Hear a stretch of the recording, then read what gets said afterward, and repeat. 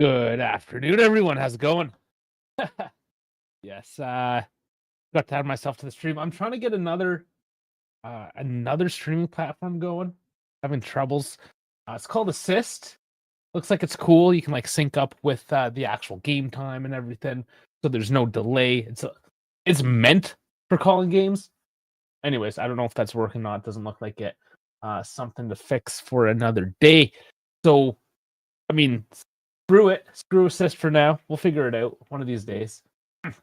I'll have to do, yeah, I'll have to do some tests. But until then, welcome, whichever platform you are on, because we do have YouTube, Twitter, X, Twitch, Instagram, and Kick. So welcome, everyone. Please like, subscribe, hit the big ups button, whichever one it is on your platform. Get the algorithm pushing, and let's get in the pregame. Not a whole lot of news to catch up. Since Wednesday, yeah, we went live Wednesday. It's the past 3 days. Not too much going on there. So we're just gonna dive straight in to the starting lineup here. All right, so we have Perlin in net once again. I mean, he's healthy. Rest looks like it's rest. Hope it's rest. We have Coppa Italia on Tuesday again, so congested fixture. So Perlin gets the start. Nothing new. There's nothing mentioned. That's just the game time decision there by Luciano Spalletti. So in the back three, Coop Miners gets the nod once again with Kelly and Kalulu. So Gatti, apparently he's okay, but again, game on Tuesday, maybe rest him again a little bit. Midfield now, we see again that maybe it's Cambiasso getting a bit of rest with McKennie getting the start. Kostic in that left wing back with Thuram and Locatelli in the center. So going back, I guess Spalletti likes this. Despite Moretti having a great game, I imagine comes off the bench at some point. But Thuram, Locatelli, because Thuram got the rest there the previous game. Of note, Kalulu has played every single minute this season. Apparently, he was asked to just do one more push, and that probably, I'm backtracking a bit, but that probably goes back to Gatti maybe needing a couple more days of rest. Kalulu playing this one game more, and then Gatti coming on because he was recovering from the flu. He was sick in Bodo Glimt, playing in that weather probably sucked. So yeah, giving him a bit of rest. Now, of course, Yildiz starts up in that Trident Conceição back in form. Gets the start as well, and Vlahovic, after coming off a bit of rest himself and recovery, he gets the start. So Spalletti's playing with the lineup week to week.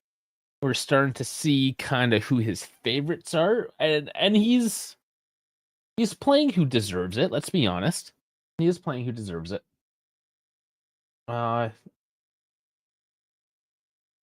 Congested fixtures, you gotta have this rotation.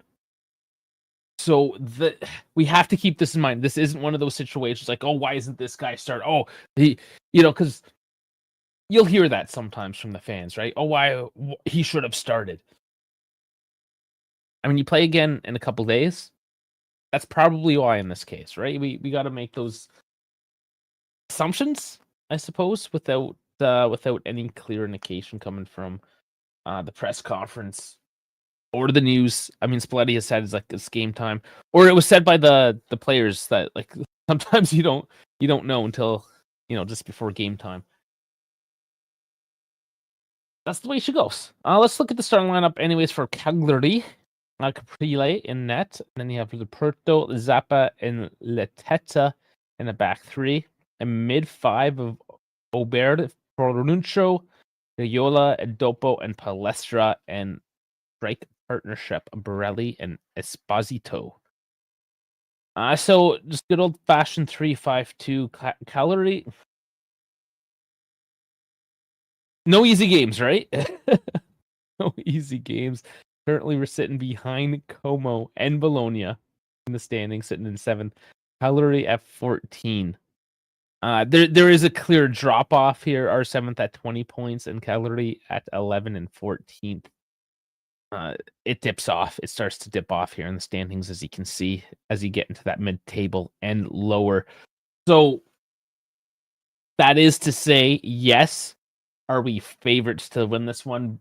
Starting at home today, yes, yeah, I'd say we're probably favorites. However, you know, do I even do I need to go over a recent run of form here? It says right here: loss, win, win, draw, draw. So very, very up and down, very split up.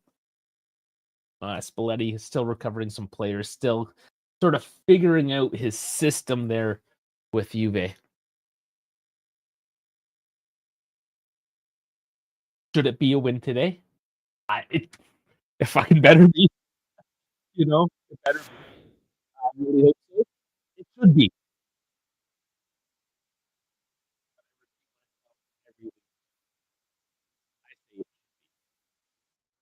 Worried they're against Photo Glimt even there a few days back.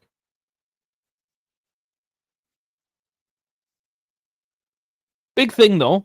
I mean, look at the bench, right? We're especially when you're comparing us to teams like a Cagliari. Let's compare the benches here. Sure, you got Di Gregorio, Scalia as your keepers compared to Radunovic and Chiocci. Whatever, not going to see either one of them. But Gatti, Cabal, Pedro Felipe, sure, we haven't seen anything about him. Biaso, Joao Mario, which, I mean, against a team like this, he could definitely perform. Not a bad guy to throw one. Ajic has something to prove after the last match. Zagrova, Moretti, Openda, and David.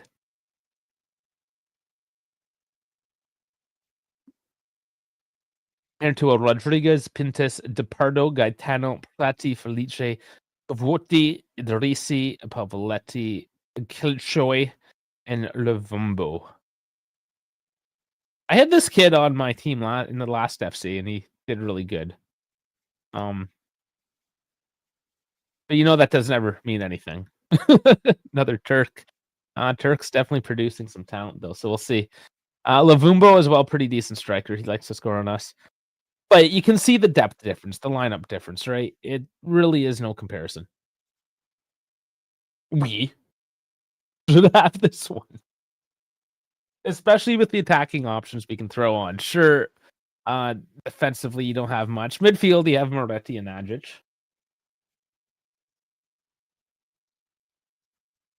But, I mean, this is just one of those teams that just score more than them.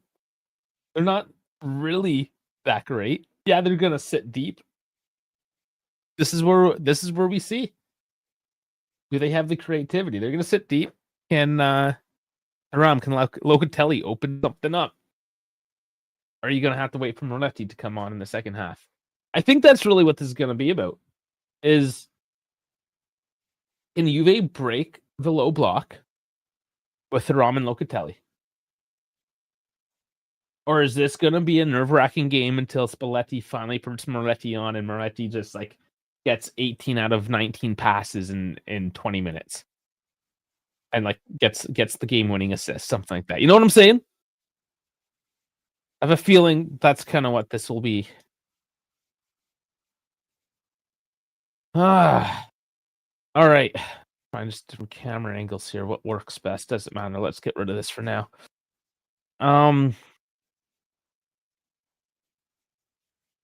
What else do we need to look at? The referee, Valerio Crizzini. Don't know this guy. Take a look.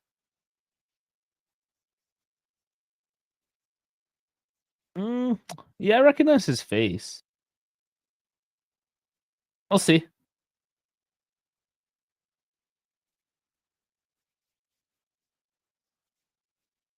But 8 degrees today out there. A little bit chilly.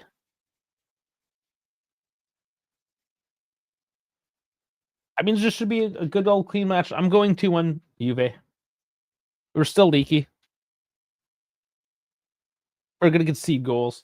There's this stat out now against Di Gregorio. He only has 4 clean sheets in the past 14. How much is how shit our defense is, right? Like, are we really gonna put that all on Di Gregorio? That's a little unfair when your starting center back is Lloyd Kelly or Gatti, right? Like, it is what it is. They're serviceable defenders, but that doesn't secure you clean sheets, if you know what I'm saying, right? And I mean, Di Gregorio isn't a high profile keeper. We purchased him, and I didn't verify this. This was just going off an article I read today that we bought him for 18, but he's valued at 10. Now, sure, on the books, how much is he worth? I don't know. I have to actually get that from Sal, the financial report, and do a video on that. That should be coming up once we can organize some time. But yeah, like how much is he amortized? Probably not a whole lot. So yeah, you see Mike Magnan possibly on a free in the summer. I mean, it's going to be pretty easy to move a profile like Di Gregorio even to the Premier League, to wherever, for a few $1,000,000. 10 million easy. I mean, you can move that on if you need to. Or does he become your second? And Perlin is probably going to move on. There's a chance. There's always a chance, right? If somebody can offer him some good first team minutes, especially with how Juve is being, right? If Juve can't pick it up, he had a pretty cold reception to Spalletti when he came as well. But anyways, we are on the pitch. We are about to get kickoff. I'm going to bring up the scoreboard now.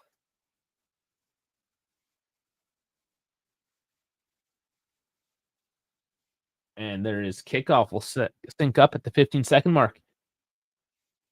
Welcome in everyone who's just joining. Remember, like, subscribe, share, do all that good stuff.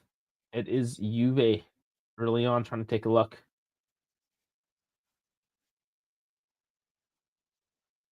All right, time is synced up.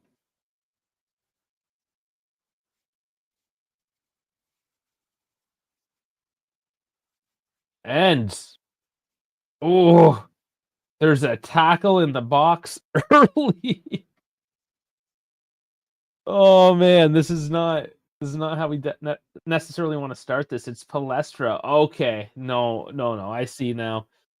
Palestra was fighting for the ball. Yeah, Kostic had a bit of a back heel there. It looked like he got some ball. But I think if anything, Palestra was getting a talking to for making a meal of it. Interesting enough. Bit of excitement early on.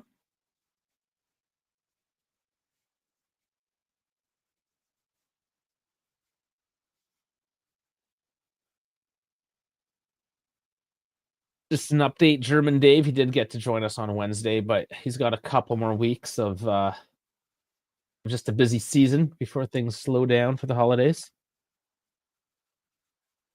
So, yeah, still looking to see more of him around. We'll have to be patient. Man's busy. So hopefully by Festivus time we can have the whole crew here. Still something I got to organize. I got to get the Festivus poll out. It's not December yet. We'll wait. I don't want to get overly festive before December. That's just weird.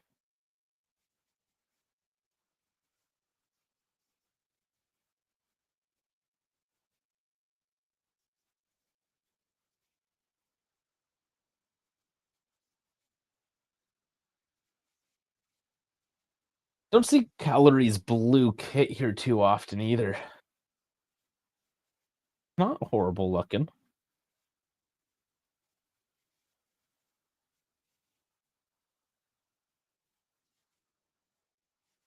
Is Calorie looking to make some space again? But no, Kelly's there to collect it back to Perlin.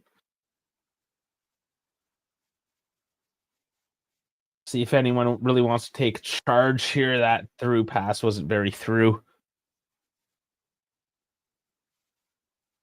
Relay's gonna pick that up. Looks like they're trying to stretch the game maybe a little bit. That or just bad decision making. It's still only 3 minutes.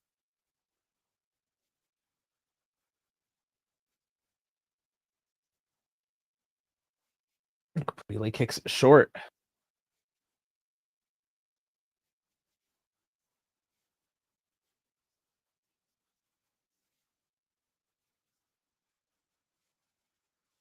And not bad there by Coop. He thought you might get a bit of a foul there, but no, it was clean. Steps up to win the ball.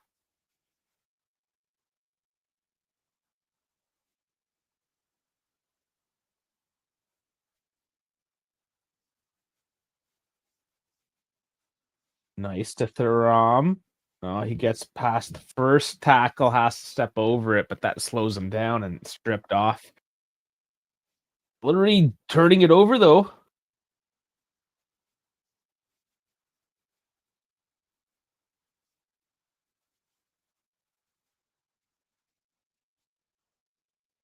Juve need to find a route through though. They're not finding anything yet. This is what I feared here with the midfield pivot of Thuram and Locatelli.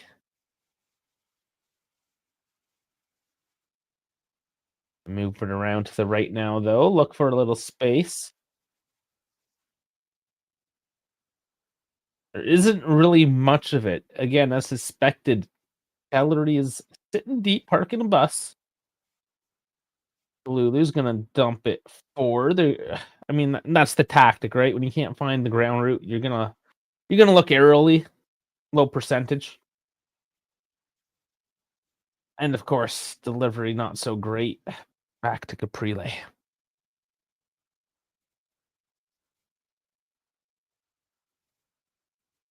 Caprile has such a Hispanic style mustache, though, right? Like, it makes me question. He is Italian,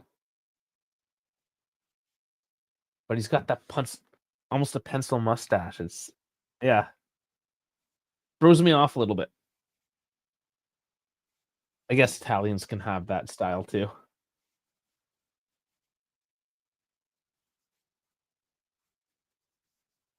Oh, McKenny can't control. And Locatelli with a sloppy slide tackle against the ball, but that's it. Doesn't win it. Cagliari maintain control. It was theatric. And then that's Kalulu now getting a foul. Yeah, stepping through.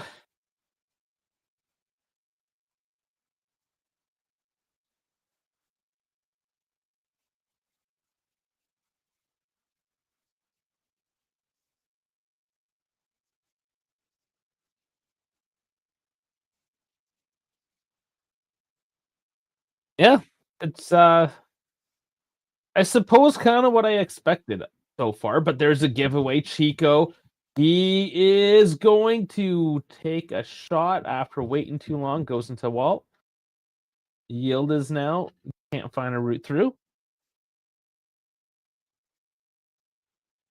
And again, the failure ends up in the indecisiveness of the attacking player, just not finishing, not being decisive enough or incisive enough.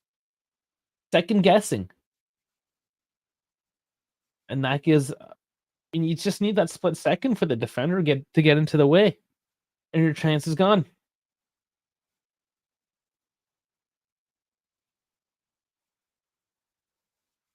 Okay, I understand Chico, he's running onto the ball. He wants to launch one. But you gotta launch it, right? You can't hold on too long. By doing so, you lost your pass outlets as well. Chico just needs to. He was too slow to make a decision on it. He was perhaps caught in two minds, and the attacking woes. It just continues. This is exactly the issue.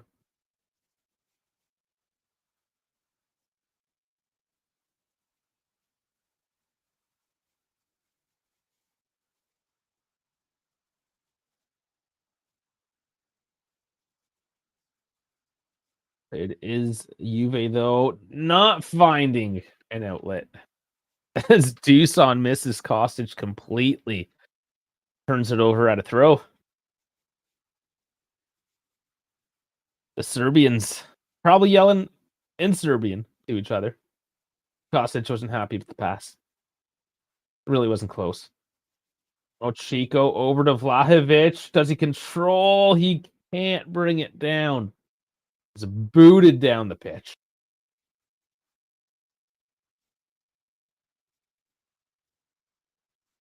Juve gonna have to do this all over again. But they found a couple of routes over the top so far, so at least they know to go over instead of through. 3-5-2 is always going to be hard to break down. Could even be more of a 3-5-1-1. Like they're really only putting one guy. I mean, there's a bit of a shape, but they're one of those attacking duos is always kind of tracking back and helping out defensively as well, right? So it is almost a 3-5-1-1 from Cagliari, playing very defensively. Bones, what's going on? Welcome in.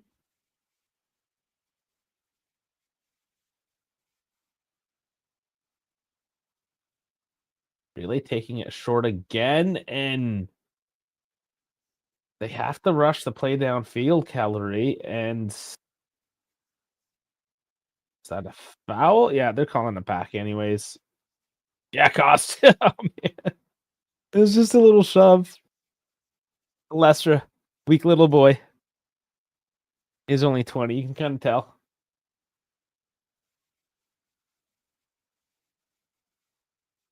You're gonna watch as much of the game as you can. You gotta watch all of it, man. What's going on? Busy day? What's going on with America? Happy Thanksgiving. That was Thursday. And then, of course, the Black Friday. It's a long weekend for y'all, right? So, what happens on the Saturday of the weekend? More just football? You continue shopping? Like, what goes on the Saturday? Another Thanksgiving dinner. Okay, so you do continue on to the weekend.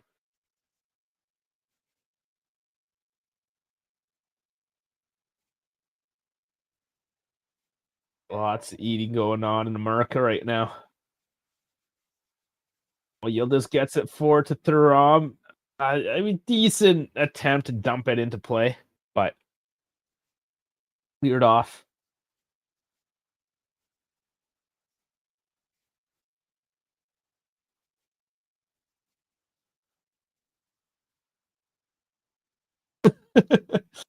Yeah, I feel. Yeah, usually people go shopping, but I feel like everyone's being broke. That's part of it. I'm sure economy isn't the greatest. I know here in Canada, anyways, with the Black Friday thing, there was an article saying that like people don't even really care anymore, and part of that is the economy. Like mind you, I didn't really need any big purchases. I thought about it. You know, you always think about it. You look at the sales, but I didn't really spend a whole lot. But part of it is that the sales aren't that great. Most of the crap that they've put on sale is just old models that they're trying to clear out. Like Black Friday is not the greatest really anymore. And Cyber Monday, I find you can sometimes snatch a deal here and there because most people like panic buy on the Friday, Saturday, Sunday, whatever. The Monday is just like, oh yeah, here we got a limited supply. Go grab this right now after everyone spent the money. It's all marketing, of course. But personally, I think in Canada at least, because we have Boxing Day the day after Christmas, that's really when the good sales happen. Because the holidays are over, right? Like everyone is you can't be the guy that gives the late gift on Boxing Day, right? Everyone knows they're just a cheap bastard at that point. So that's if you want to buy your TVs or computer stuff, whatever, that's the true Black Friday, I think. Uh but yeah, I mean I'm rambling on here because we have an injury here. Deola on the field, kinda old old groin. Got a I don't know, Vlahovic kinda flopped all over him. It looked like he got maybe hit in the knee, in the face. But we are looking to get back underway here. Um, this Kearney, Cagliari's coach is doing a bit of like yelling there down on the touch lines.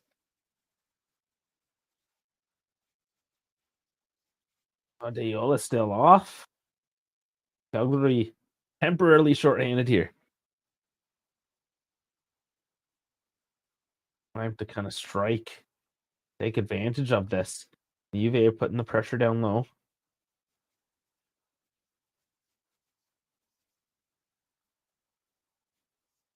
Ooh, field is shoved down.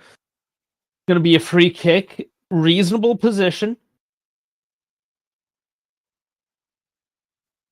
Yeah, it wasn't intentional. They just kind of made contact there, but gives up the free kick.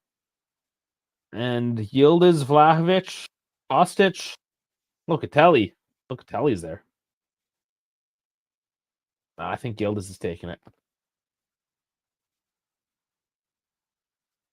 Is no? I'm not sure now. He walked away.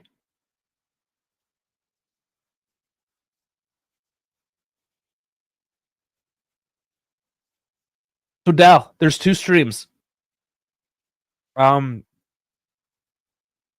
yeah, do go to the other stream. There's two streams on YouTube, a vertical and horizontal.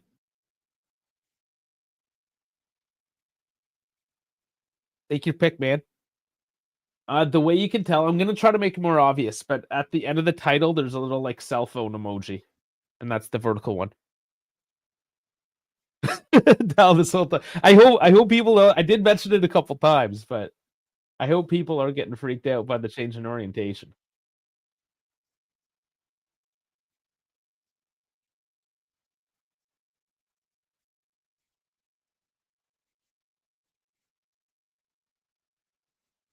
Oh, Vlahovic lays it off. McKennie can't get it though. They're still knocking at that door. Maybe a light tap.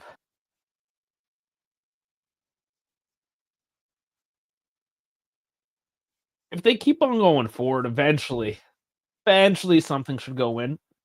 But so far, Cagliari hasn't looked threatening either. So are they able to pick it up at some point and catch Juve out? Who knows?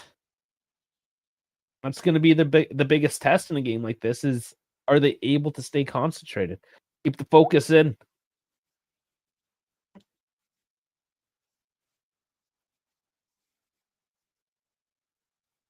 The whole time you kept on vertical. Yeah, I mean, say shit. We try new things. If shit doesn't work out, or just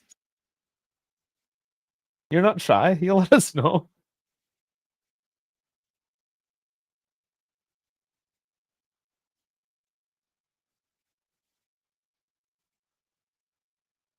Yeah, I don't know, give me ideas maybe, but I'll try to think of something for the thumbnail maybe. It doesn't look super tacky. That I don't know. I just put like a cell phone up on the thumbnail.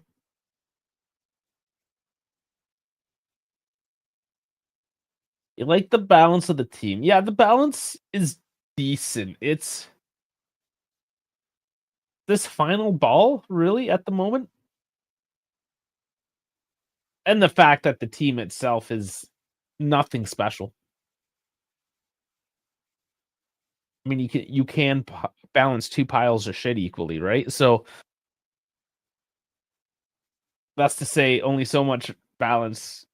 It can only compensate for a lack of skill, right? Like balance is going to help clearly, but it can never overcome the lack of skill or enthusiasm. All those factors that make an athlete. Yeah, I think that is Weston's best position as well. because the midfield is sort of too technical. He's not the greatest passer. But as a wing back, I mean, all he has to do is run, essentially, right? So, I mean, he's physical enough to get in there defensively.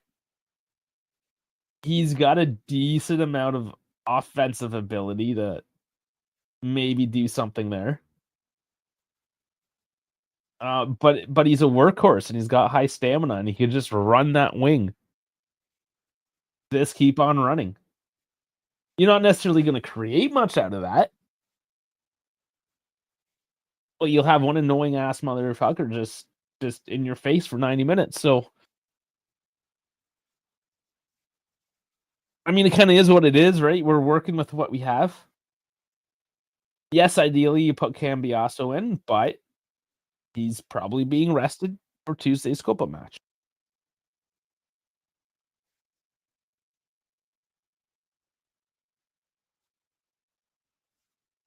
And Copa, here's the thing, right? I'm sure Spalletti knows. Obviously, he's not dumb. He's been in Serie A long enough to know that the Coppa Italia Cup win will get you at least into the Euro or Europa League.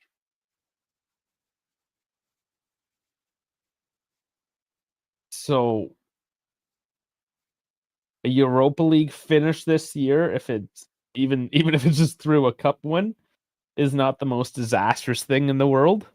It's obviously not ideal. We want that top four, not top five, but it's it's an angle he has to explore and play for.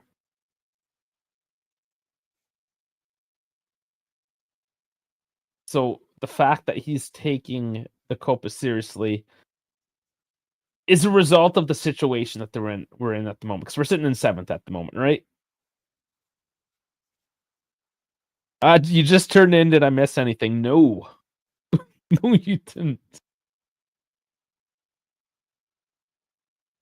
No, you did not. You missed about 20 minutes, not a big deal.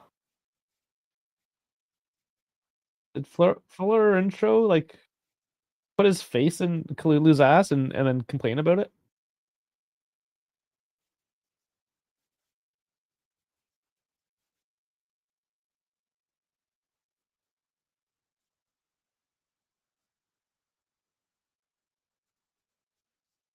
Yeah, as defense, that's a lot of what it is, just being in people's faces, being annoying, yeah. I mean, it's definitely part of the job, taking taking clean chances away from people, if not outright stopping the shot.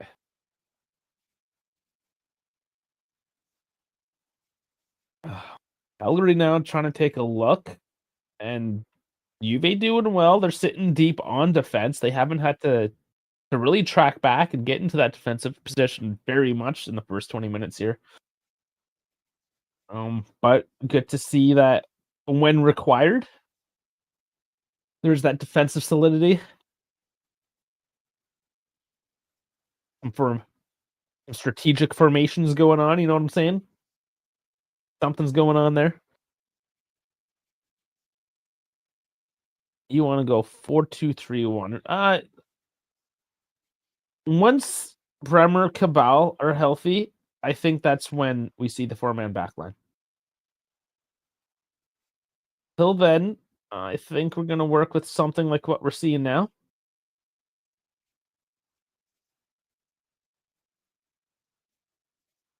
Tico bulldogging down in the corner, doing well. Kalulu dumps it in. Yildiz scoops it forward. Nobody's there. Endel, yes, Mernetti. He's definitely going to come on later. And now here's Calorie. Oh man, he let him get the shot off. Palestra. Yeah, I mean he's young. Maybe not the best out there, but certainly faster than Koopmeiners in that situation.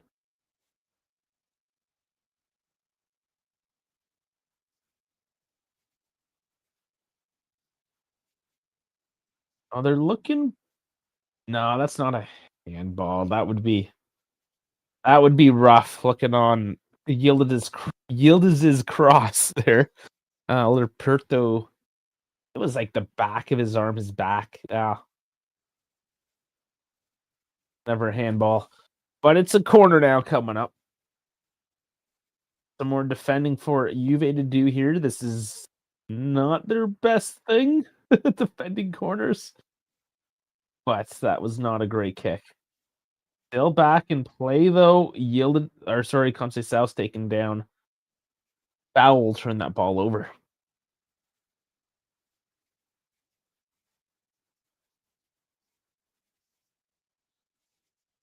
Mm,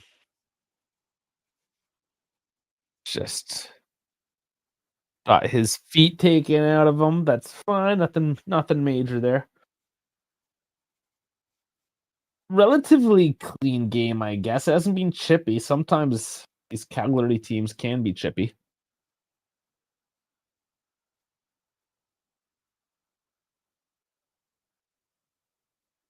I don't know if they have any real assholes on their lineup anymore.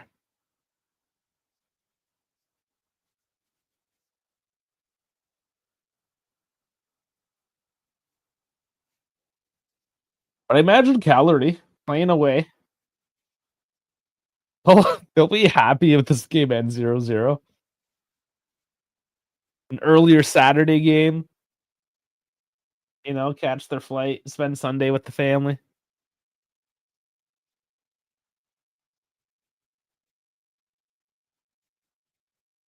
The island life, right? They got no worries.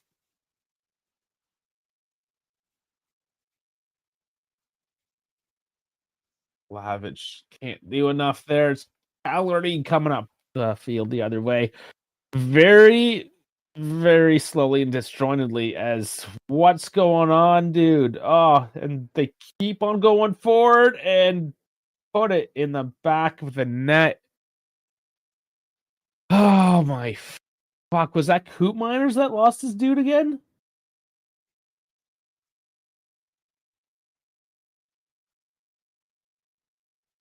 Esposito gets it in as it was put on a plate for him there.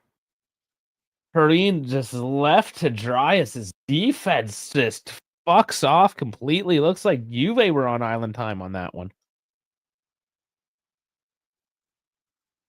That's a good time to come.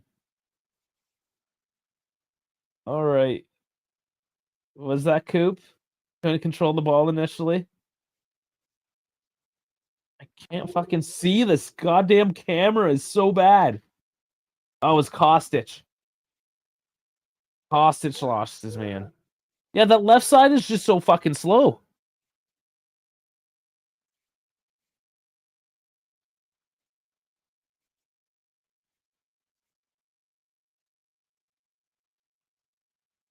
I told you it would be scored on. That was definitely a given. It doesn't matter how shitty these young guys are on Calgary. They're just faster. They don't need to be good when they just leave those old men in the dust. Kostic and Coop Miners. They can't do shit. Here's Thuram. Kick it. Fucking kick it. Somebody put it in the back of the fucking. There you go. It's 1-1. Get in Yildiz on the score sheet. Holy fuck. You're yelling at Thuram for not putting his fucking foot through it. And Yildiz like, I'll take that. Step aside. I'll show you how to put one in the back of the fucking net. Up in the air too. That was a bouncing ball. That wasn't the easiest to control. Right foot, right through it. Off the top of the foot. I mean, that's it, man. Just put your fucking foot through it. Goes in the back of the net. That's all I want to see. That's all we need.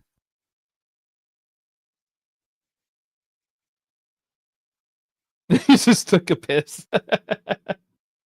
See, this is why you go vertical mode on your phone, so you can keep it going wherever you go. The widescreen for your TV and the vertical for your phone when you're taking a piss.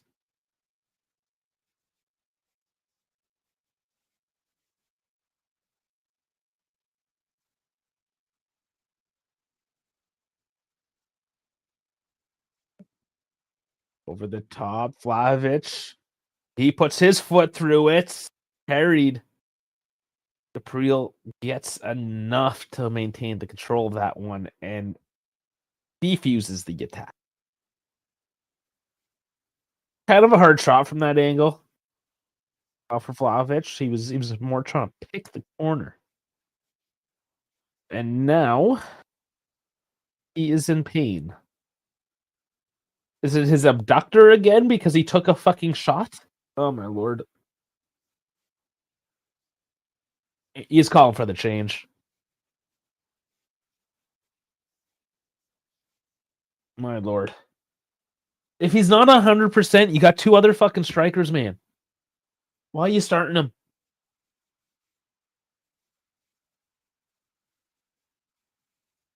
Yeah. He takes a shot and he's out.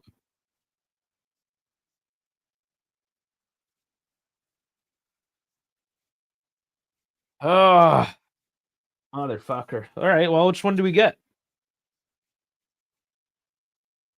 Oh, he's having a hard time walking off the pitch.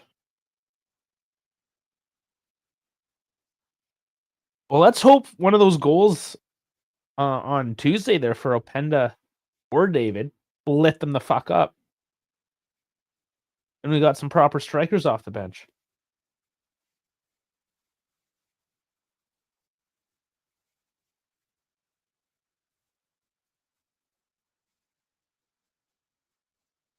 I think we are currently with the 10 men, though.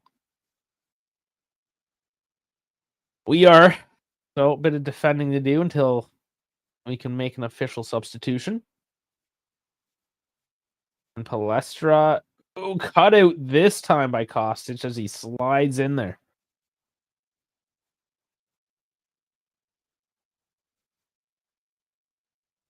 Yeah, like, fuck, there we go. It is David. I was thinking, are we getting a substitution there? What? Like, let's go. Understand it's a quick change, but like, fuck.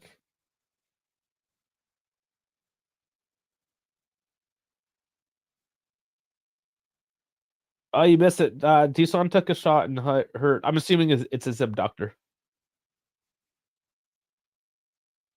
Something in his groin, that or the pulbeja. Guess the pulbeja is what he was suffering from. Who knows?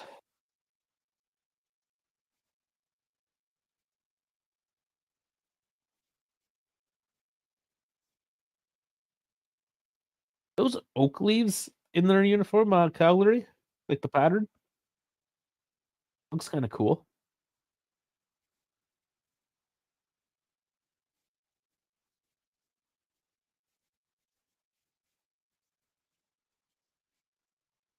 Well, Jonathan David gets 60 minutes here today to prove something. And work in the corner, and Chico, easy save though as he heads it on.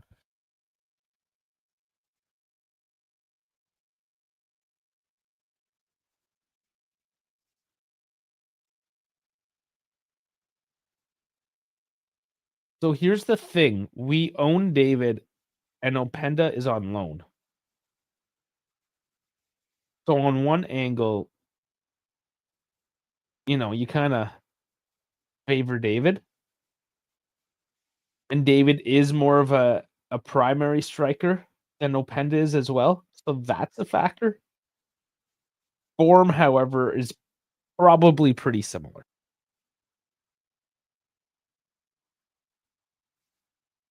No, I think the obligation happens with Champions League. It's not a for sure yet. We have not actually triggered. It's an easy one. I think it's Champions League or like so many appearances. I'll have to look it up again. But there is a slight chance that we don't actually buy Openda.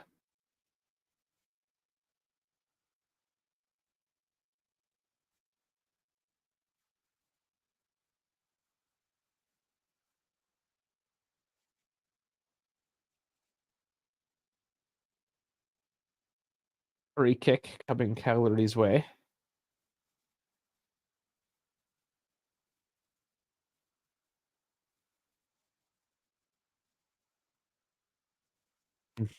Juve always defends these quite shittily, so this is always uh, anxiety inducing. Delivered in, and McKennie heads it down. Dump back forward. Kelly heads it back out. Calgary picks it up. Oh, it's Europe. Yeah, okay. Maybe that's right. But okay, that's like still not a guarantee either, though, right? Like we're sitting in seventh, so there is a chance. Yeah, I don't know why on this day in particular it was David. I'm not sure. Neither of them are proven on this team. I'm not picking any favorites. Like I think it's kind of silly to pick favorites at this point because neither one of them have shown me any reason to favor them. They have been equally absent. If anything, David has had some chances, had some good looks,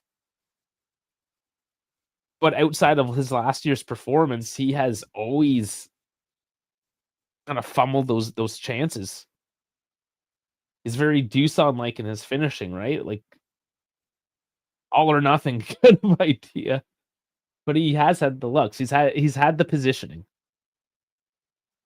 But he's also been given more opportunity, right? So what else is there that we don't know? Because even Tudor tended to favor David over Openda.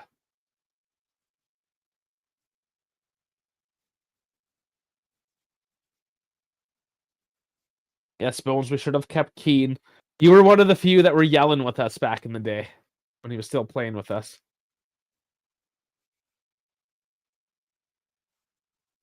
You know what the fuck was up.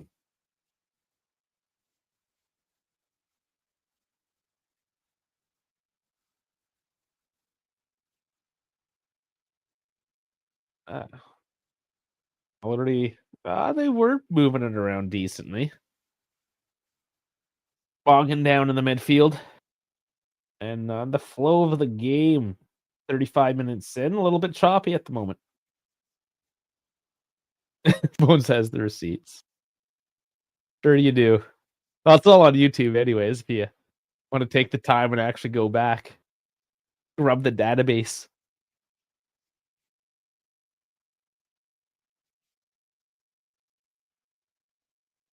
Lukaku and Keane. That would have been nuts.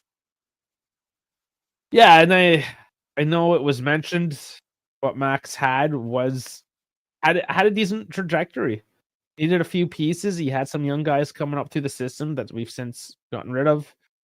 And just spent big money on guys like Coop Miners and Douglas Louise and shit like that. So, yeah. Um whatever. How often do we need to yell about the past? And ooh, McKennie can't keep that one down.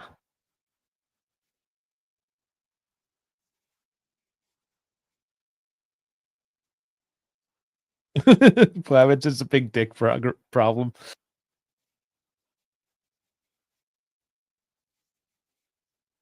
Oh man. I don't know. He can't recover from that injury, it seems. More reason not to really pay him. Like it sucks, but if you're just gonna be injured all the time, non-contact injuries as well. It's not like people are out to purposely take you out. Like you took a shot and had to come off. Like that's literally your job is to take a shot. Yeah, Thuram under Allegri would be pretty good. I would like that. I'd be like Rabiot, but better, I suppose.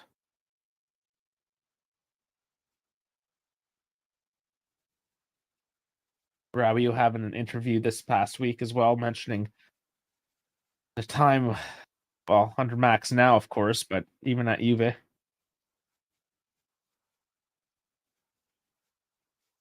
And Juve getting stripped of that one on the left flank. Yildiz loses it. Ends Thuram. Well, he slows it up.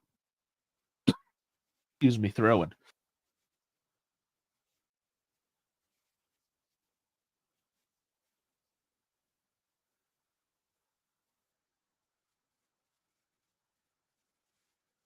Well, just saying we should have sold Thuram? Or who? Vlahovic? Oh, we got Lulu taken out. Yeah, that is a yellow. Not surprised. Decent call. Oh, Bear in the Bucks just going through and through.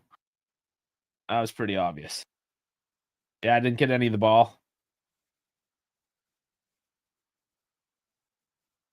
Maybe got some of the. Yeah, I mean, it's a yellow.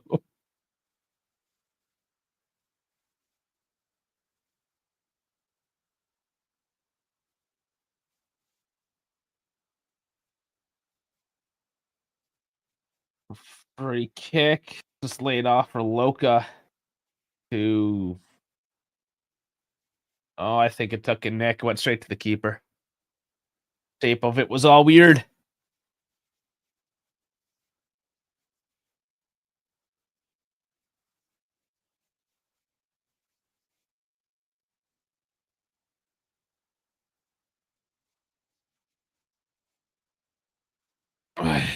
And they're just holding on to it right now. Somebody attack that ball. Somebody do something. Fuck. Just standing there. It's embarrassing.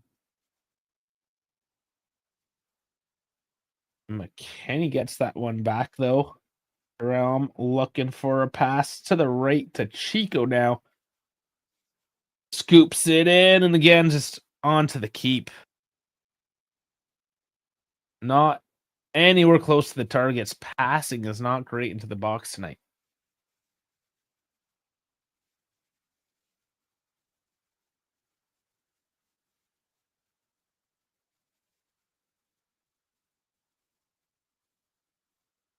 Oh, 5 minutes left of this half. All tied up.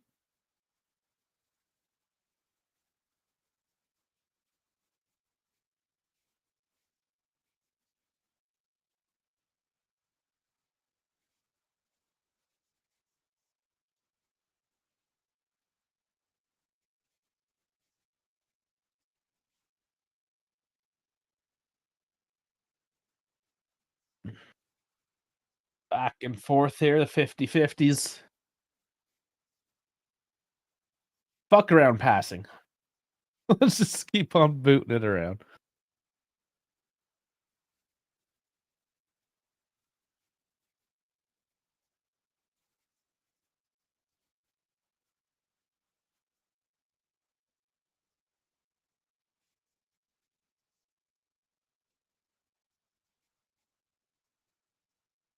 They'll just kick it along the back.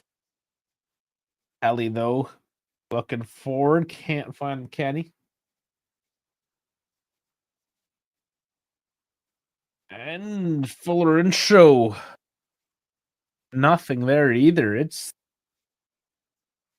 another Saturday afternoon. I want to say Sunday league, but we're at Saturday league.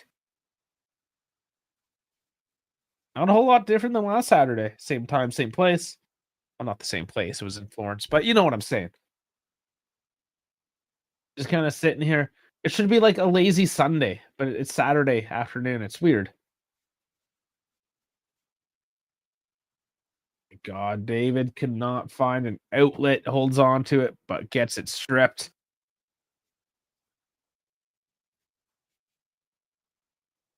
But nobody wants to keep the ball now. Oh my lord. It's all over the place.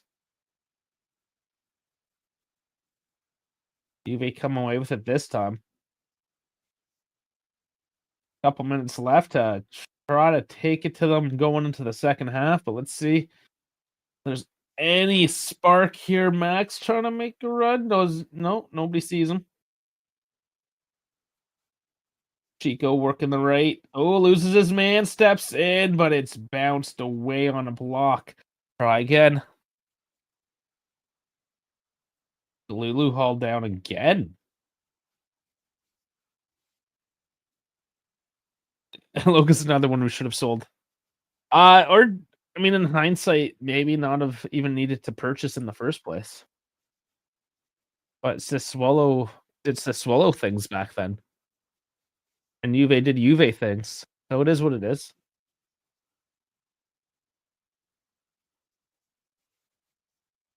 I mean, we were supposed to have a Coop Miners that wasn't a defender. We were supposed to have a Douglas Luiz as well. Loca, we all thought was gonna be coming off the bench. But here he is, the captain.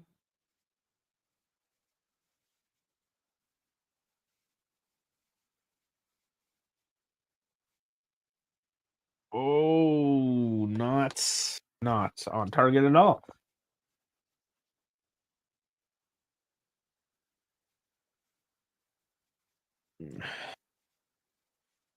McKennie isn't costing us much though. That's the thing. And McKennie, because he can play in any position, and because Juve fails to purchase things like fullbacks or midfielders or whatever, McKennie can kind of just do it. Like for how much he costs and for how many holes we have in the lineup, that's why not keep him around? If he had a properly filled out roster, no, he would be redundant. But as it stands, I would definitely keep McKennie. Oh, you said he's. I see. He should have done that one too with McKennie. I misread what you're saying. My bad. My bad.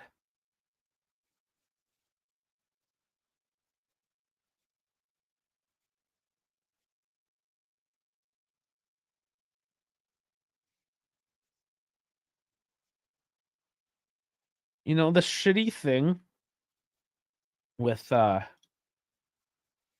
hold on. Kalulu cuts back. Yildiz, give me another. Yes! Fuck yeah.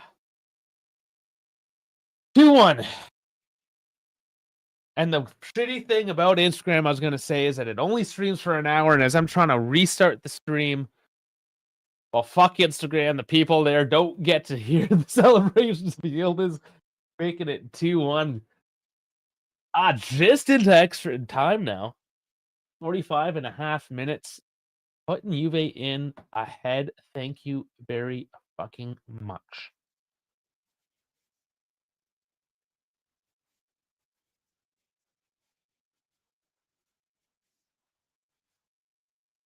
We should sell Yildiz and get an Italian instead. Fuck off. Fucking troll. I know what you're doing. He's not here, Dal. It's okay. The bad man isn't here.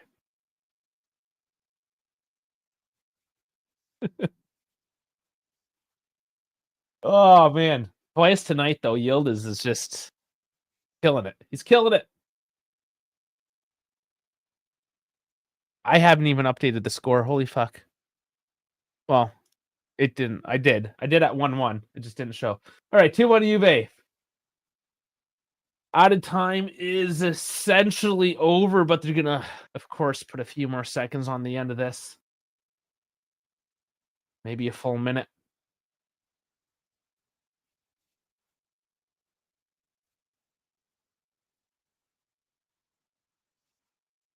And Yildiz, who had been kind of quiet as well in the scoring department, he's here. He's back.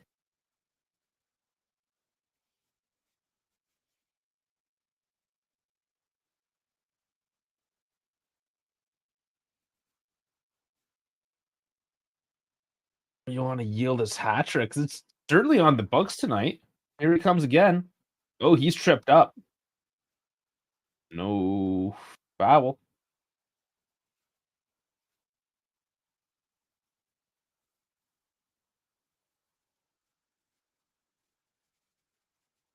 Slow to get up.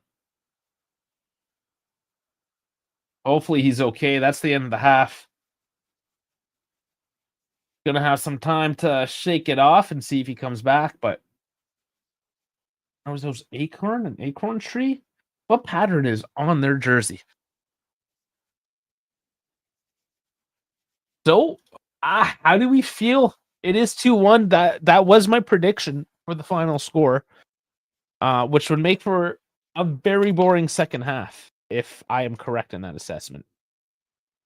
Oh, I guess that wouldn't be the worst thing because that would mean we would win, but it would certainly be a boring second half. Let me reset my screen so we can bring up some FOTMob for everyone.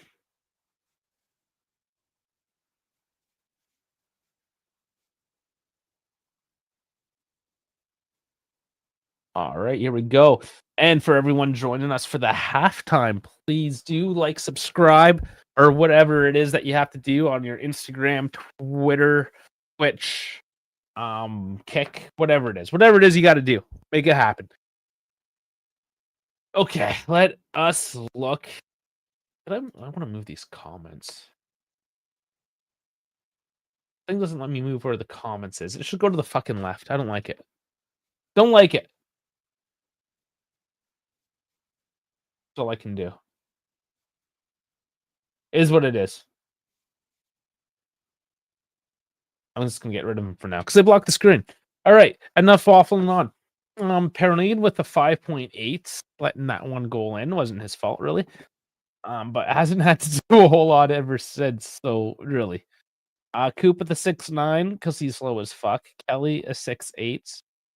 Kalulu a 7.6. Yeah, he gets the assist. He was actually pretty good that half. He was all over the place. He was getting fouled up as well, causing havoc, honestly, up on that right flank. With the not so great McKennie, he didn't have a great half. Was just kind of there.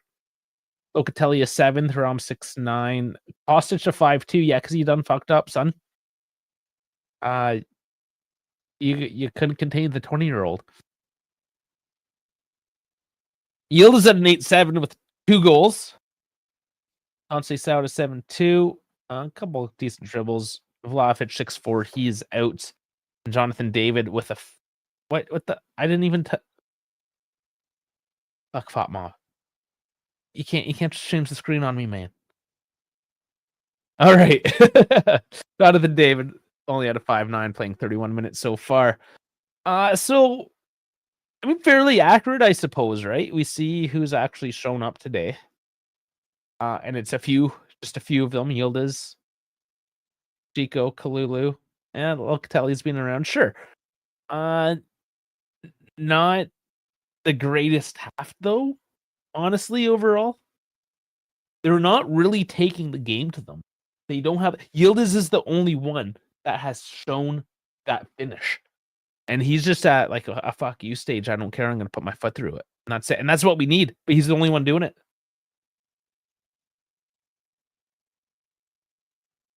Looking at Cagliari side though, Leperto, Deola, Zappa, not having. I mean, they did let 2 goals in. They're not looking good. Caprile making a couple saves. But all kind of easy saves. Lester getting a 7.7. He has been good. Esposito 7.3 with the goal. He's looked pretty good as well. Yeah, the 2 outstanding guys from Cagliari. I agree with that assessment. Other than that, and that's the thing, Cagliari can't just rely on those 2 people. We need more of a team effort. We need to continue to come at these guys because they are not that great a team. We already got 2 in on them. I mean, why not? Why not more? They only scored on us because Kostic done fucked up. Straight up. And you see that with his 5.2. He fucked up.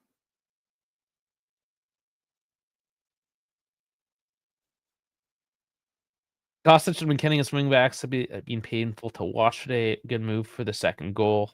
Drama and Loco look better today as well. Yeah, I mean, our wing back play has not been. No.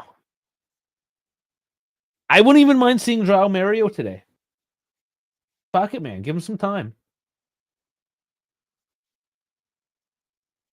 Throw Cambiasso on the left as well later in the game. Give him a few minutes. Nothing crazy. Yeah, hook Kostic at halftime, maybe.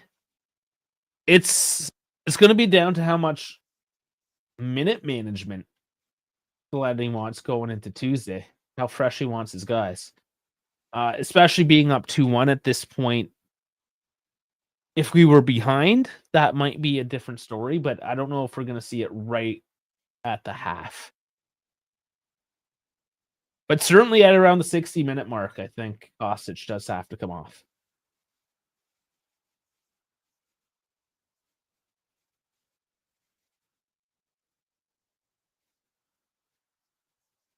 Yeah, McKennie he's he's a workhorse, right? This is what we keep on saying. He doesn't offer you anything outstanding in any one area. He just runs. He's just available. He's just there. Doesn't matter where, he'll be there. He's showing up. No, Tuesday is the Coppa Italia, so let's fixtures. Tuesday, 3 p.m. Eastern, Coppa Italia against Udinese. Oh, that is 3 days from now. Should be able to do that and slate it off in the day. Then next Sunday, we're away to Napoli. That's going to be a match for that's going to be a test, absolutely. And then it's the next Wednesday against Paphos. And then things kind of calm down a little bit. One game a week again, just over that Christmas period. So it goes back to just, 2 Saturday games in a row again. The late Saturday. They're all the late games going forward, at least at this point. The 3 p.m. or the 2:45.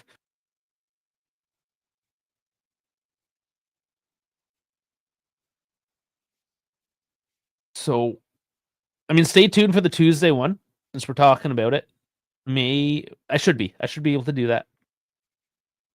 Definitely should be able to do. Well, I mean, I can do the Sunday one, and then again the Paphos one. I don't see why I couldn't be able to do that one as well. Basically, until the new year, I don't see why we won't be doing a stream. So show up. We'll be here.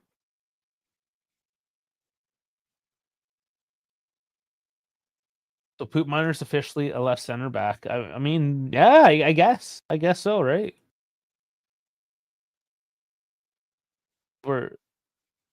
He is what he is. You are what she kind of thing. So I guess he's a left center back. Check the momentum. Oh yeah. I mean, look at the momentum charts here. Other than this period where Cagliari did get the goal, and a little bit here for a minute, it has been all Juve. Cagliari has very, very little actual ball control. When they do, it has been somewhat disjointed. Literally, it's just hostage fucked up. Let's hit up some stats. So Juve is going to be first in this call out here. Ball possession 58-42, XG 8-2, 4-1. So we are outperforming our XG. We both are technically. Shots 8-2, on target 4-1. Both with a big chance, both missed. 263 passes at 92%. That is something decent, finally. And 163 at 79. Fouls 8-8, corners 0-1. So, other than not grabbing a corner, they are, I wouldn't say dominating, but in control of all the key stats. I mean, score line has kind of reflected that. As I look up and see the replay of Kostic losing Palestra. And I mean, these games are made out of moments, right? And that was one moment for Cagliari. I just knew we were going to slip one up. It happened a lot earlier than I thought it would. I was taken off guard when it did happen. Spalletti, I'm sure, is going to have a few words with the team here. try to shore up the defense a little more and urge them to continue on. It's, to me, I'm interested in the game management. Know when we play Tuesday. And once again, it's Udinese. But we struggle. We struggle against these teams.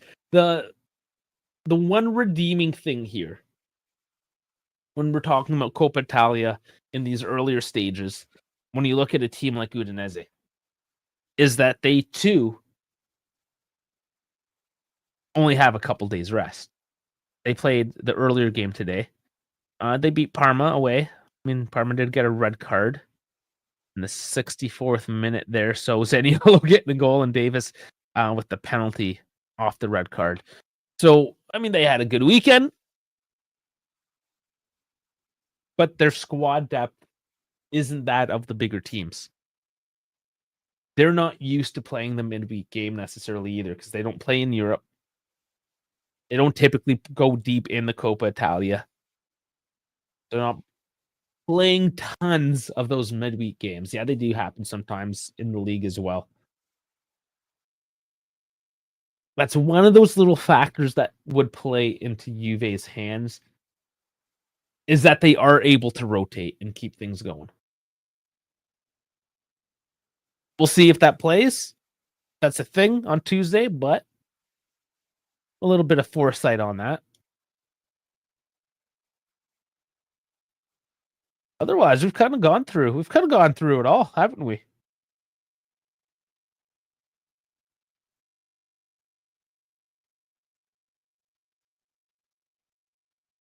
Do I sneak a little bathroom break then before the half? Is it worth it? I think I should.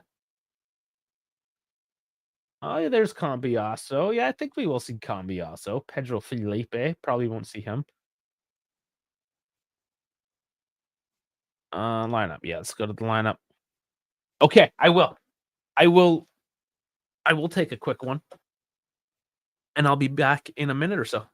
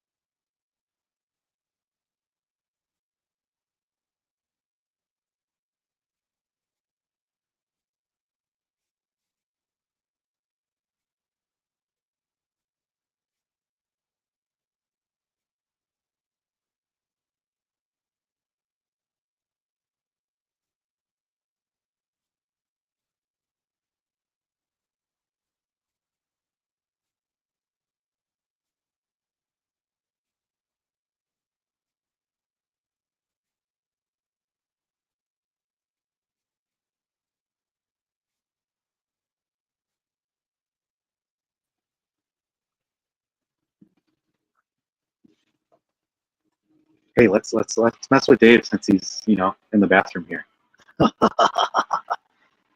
All right. Hopefully I didn't take too long there for everyone. No, it's totally fine. It's perfectly fine. Oh, Dash is here. Hello. I was like in there. I was just like, hey, let's see how long it'll take for him to notice. I started talking before I sat down. Yeah, I live mic this shit because I figured. Because fuck my privacy, right? How you doing? Good, even better now that the offense looks like it's starting to do its job. Starting to, at least Yield is. Yeah, I mean, I think that's the only caveat I could throw on there where I'm a little bit like, I'd love to see other folks contribute offensively, but I mean, it's like I'm looking at the numbers, right? And I'm looking at what we're doing, and it's like 0.86 or 0.88, and we have 2 goals, which again, that's well within the range of what you should be getting for what you're creating. So I don't know. I'm not really like I said on Thursday, right? I'm not really, or Wednesday. I'm not too concerned with the direction that everything's going. I think everything's falling nicely. I think it's just how can Mom Spalletti get everyone else to start really being consistent offensively? Where right now we're kind of one-dimensional, as in Yildiz is doing all the work. But again, I'm not really I don't see a concerning factor. I think it just takes a little bit more time for the team to warm up, but it looks like it's getting there. Oh, so Cambiasso comes in for Kostic. I am a little surprised he did it at the 45 minutes, but it shows that Spalletti, if you just suck in the first half, you're coming off. He did that with Adjic last match. That's fantastic. Like I said, I'm happy with that. It's a sense of accountability. I think Spalletti again is emphasizing that nobody is safe. Doesn't matter if you're an elder statesman or not. You play good, you play. You play bad, you get taken off. Yeah, I'm just surprised with. I assumed he wanted to give Cambiasso more rest for Tuesday, but nah. What? I don't even know what just happened. Yeah, that was weird. That's so weird. But that was so weird. Cool at the same time. And now my sync is messed up. I gotta resync. Jeez. Holy hell, what just happened? Like, I was just trying to get rid of the vertical so I could, because I'm on my phone. Okay, well, we are synced up 45-30. We are underway with Cagliari in control of the ball. So you here, or are you just in for a couple minutes? In for a couple minutes, unfortunately. I just came in at the end of your bathroom break. I just wanted to see if you noticed me in there. So I have done my trolls for the day. I always notice. How was Thanksgiving? It was Thanksgiving. Yeah, you worked the whole time? No, I didn't work. I didn't work Thanksgiving. I was at home. Yeah, I had to do house crap now that I'm an adult. Yeah. How that you're 30? Yeah. Yeah. And to get furniture and all that other fun jazz. Yeah. It does suck. Especially if you haven't already secured a girl. Oh, nice feed! Chico on his own! Put it through! Put it through! How did you fuck it up? How do we fuck these up? That's what I've been asking myself for the last 2 months. How many times have we put a man clear through and then we just put it right into the keeper's foot or sky it or do something stupid like this? You know who wouldn't have missed that chance? Jadon Sancho.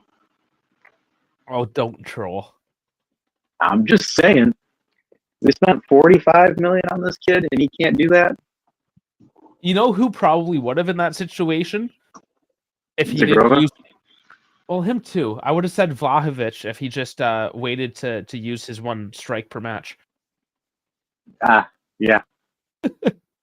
He literally... Fortunately for him, he strained his ass, apparently.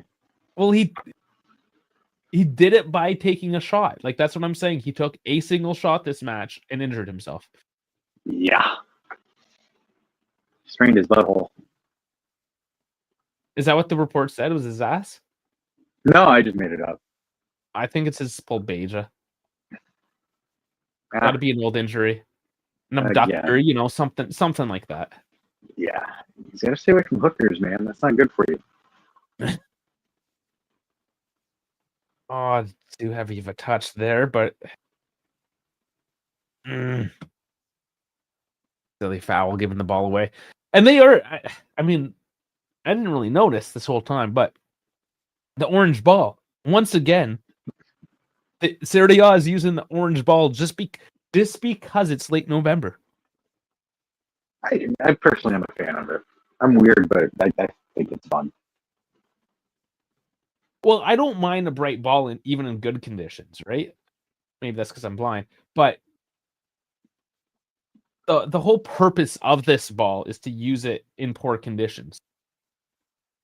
Just because the temperatures in single digits doesn't warrant poor conditions, Well, maybe they need it out there so they can market it so they can sell it. Yeah, it's the Black Friday ball. Yeah. It's like Napoli, where they have like 15 different jerseys. Serie A's got like 15 different balls. Napoli hasn't done that though, has they? Recent years? I don't think so. They have to pay for Conte, so I don't have enough money to pay the editor for jerseys. They Nico Paz or Yildiz, that's actually a pretty good. It's actually right now, like he's got the most goals and assists in Serie A at the moment, right? I think Yildiz is beating him by a little bit. And this is a hard thing to say, right? Like if you put Nico Paz and the pressure of him being on Juve, like if he was on our team, would he still be the top goal scorer and the top assist maker, right? Like, and this is where the comparisons get hard, because when you're on a team like Como, I mean, you are the man. Everything goes through you. You're given like 90% of those opportunities. Could you imagine though? Like for example, if we're in a 4-2-3-1 and it was Yildiz, Nico Paz, and Zagrova as your front fuck! three. I mean, sure, yeah. I mean, I would take Nico Paz. If I had an option of having both of them, like sure, You're yeah, right. I think Nico Paz is amazing. I couldn't. He reminds me of a younger Dybala. Hmm? He kind of strikes me as a younger Dybala. With the flair. Yeah. Yeah, but to say out and out who's better, that is hard. I mean, at the given moment, you'd have to give it to Paz. Yeah. Well, you know, it's kind of funny. It's kind of go back to Dusan, right? If depending on how like bad his injury is, like I think he's effectively tanked his contract leverage. So you cut out there contract leverage. What are you saying? Yeah. So I'm saying because Dusan's hurt, I think he just lost his leverage for his contract renewal. Yes, lost his leverage. Yeah. Here's Chico though. Oh, that's blocked. It lands. So come on, Cambiaso. Instead of taking the shot, he tries to put it back in play.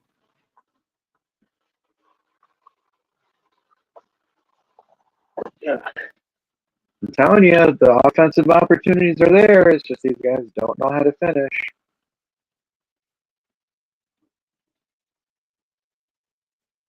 This is that offensive ball that we should have gotten under Thiago Motta that we never got. Yeah, I mean, we just gotta get that killer instinct. I understand Cambiaso doesn't get that often, but here's Chico cutting in, cutting back. Coop! Does Coop not get a goal? Puts it wide. Oh my god. Imagine this is what we need. Is Coop to get the goal while he's playing as a center back. That's a flex. That wasn't that far off. He cuts it too hard. And again, when you haven't had out and out chances, if you're not used to game time putting the ball on net, when it happens, you choke.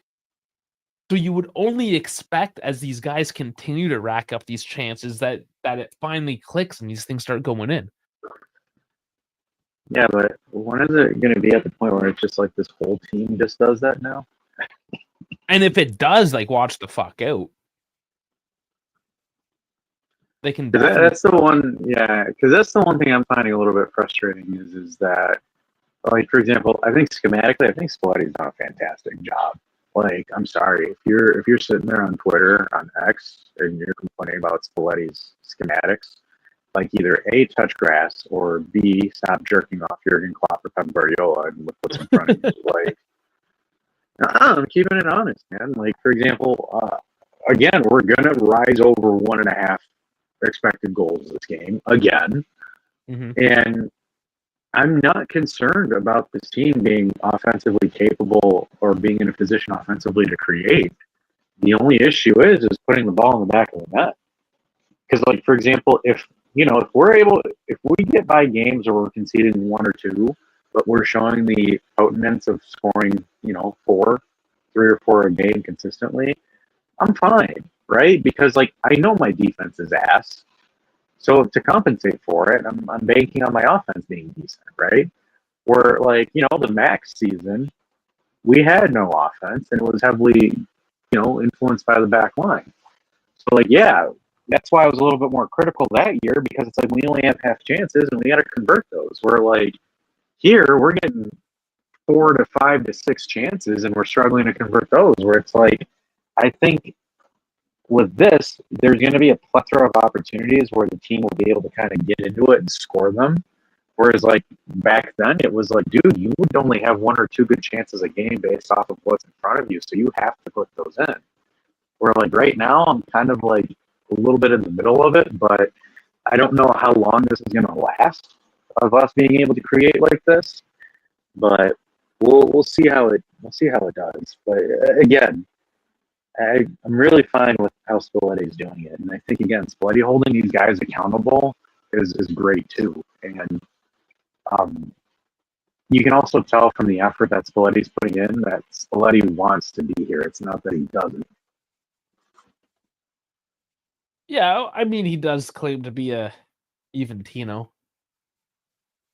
I mean, maybe he actually is.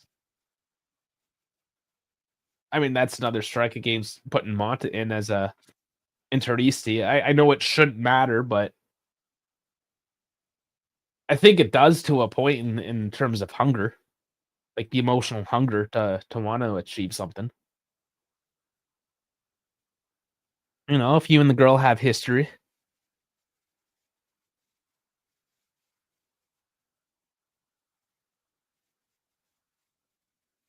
But it is a corner now.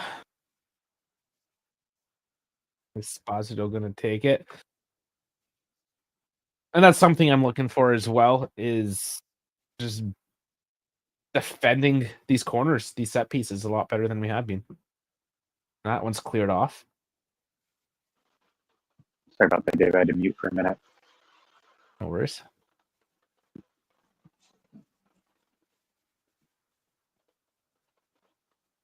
But again, I do go ahead. No, go ahead.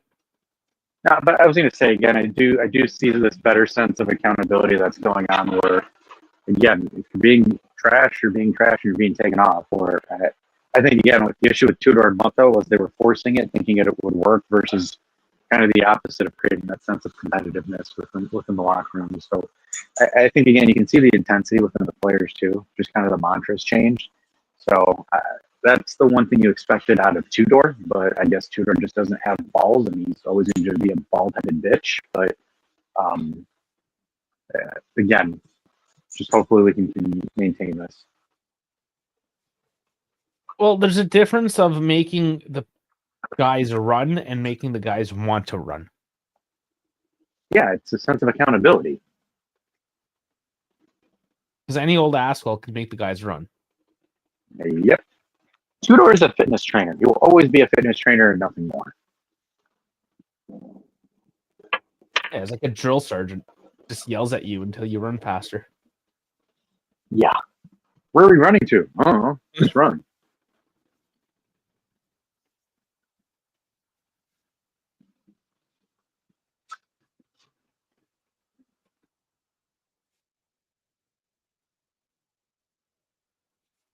Well, Calgary's taken a bit of control as the second half goes along.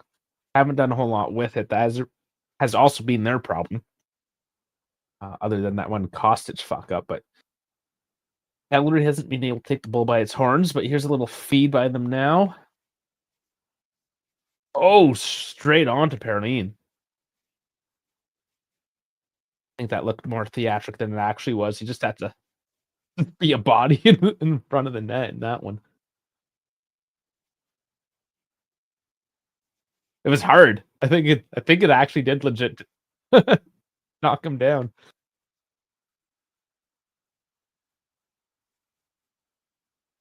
And now corner.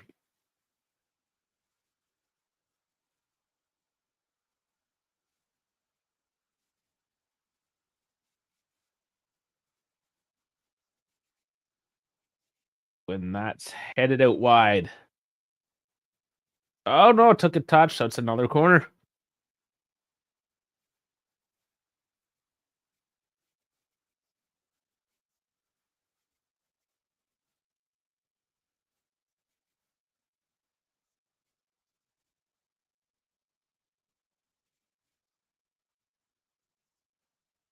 Cross comes in, doesn't make it past the first man. Headed for a nice slow roll to the touchline. Halfway mark. Cagliari do collect, and they're going to try to regroup this one again. Juve have not controlled the ball now in a few minutes. All right, Dave, I'll check in with you at full time. All right, man. Enjoy. Bye, guys. Bye, doll.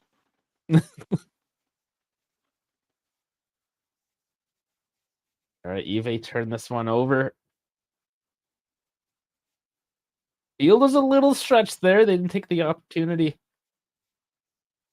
Not kind of forcing the matter at all, being up 2-1. But once again, with Juve, these one-goal leads the past couple of years have not been comfortable.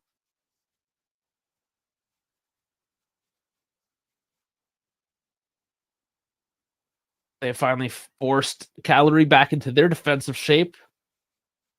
And Sealed is now looking at options. Honestly, if Juve can do this and maybe take a couple jabs here and there, this will be all right.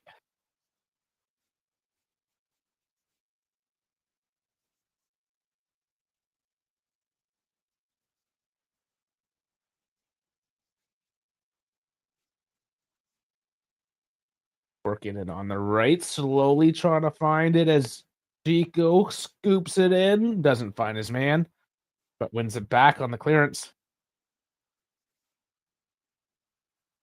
Yildiz doesn't get the feed through, but he's keeping the ball ponging around in Juve's possession, doing well actually under quite a bit of pressure. There's two men have closed in, and it's still Juve. Thanks to Yildiz.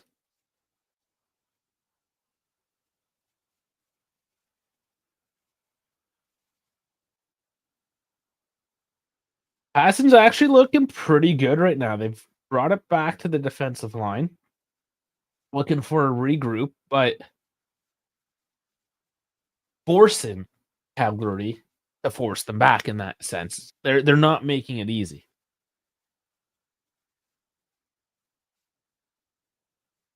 Yes, it did go backwards, but I want to say that it's still positive movement. Like they're still looking to open up the field.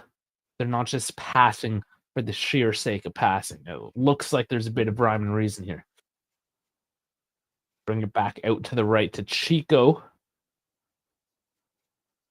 On a stretch the field still because Cagliari are quite compact. But here's a feed through.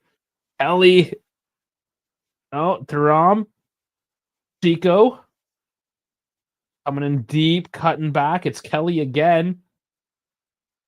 Can't get anything clear in the box. Good defending by Cagliari not to draw a penalty in that situation. But Juve went back on the clearance again. And it's Chico getting tripped up right at the right corner. There's a yellow card for Florencio and a free kick.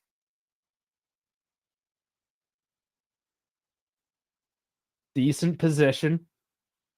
Florencio now going to have to be careful as he is one of the main defensive attributes here of Cagliari and has been, excuse me, quite involved here.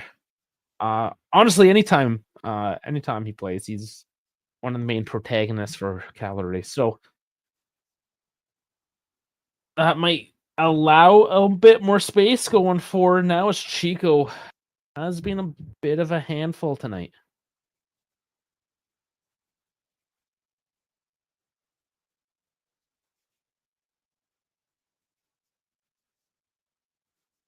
And there's a Cambiasso to take it.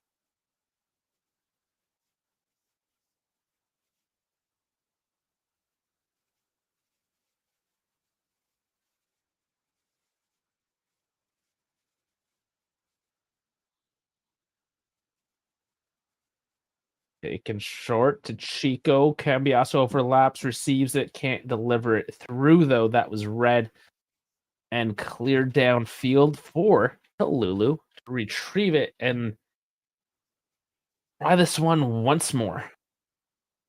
Looks right side is the route, though, as Chico receives it again. Loses his cut in on the overlap and tries to deliver it forward. Doesn't make his mark. Cagliari, though, still pressured on. And Yildiz does turn it over at the touchline. A little too aggressive.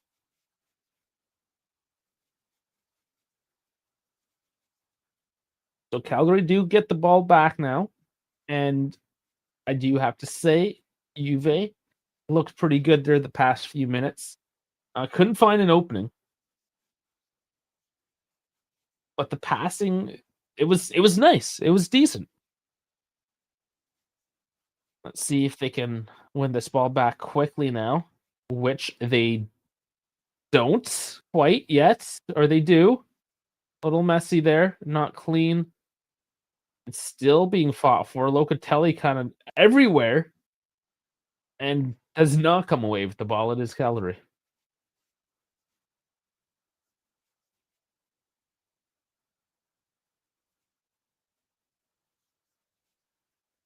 Oh, and Cagliari, uh, deep turnover, kicking it out. Poor pass. Eve do win it back. Did not make Cagliari's possession very comfortable at all, which is good.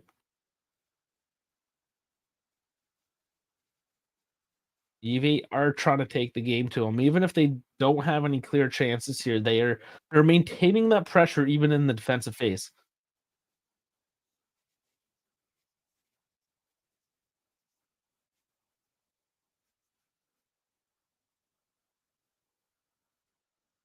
It is Cagliari that have to make the move here. 25 minutes left, so for the moment, it seems like smart play from Juve. There's a foul on David there. They're just taking any of that momentum away from Cagliari. Frustrating them, wearing them down. And I would like to see eventually, just keep on chipping this one away. And once you got them all drug through the mud, just notch a third goal and take this one home. Overhit that pass. Freeland's going to pick that one up.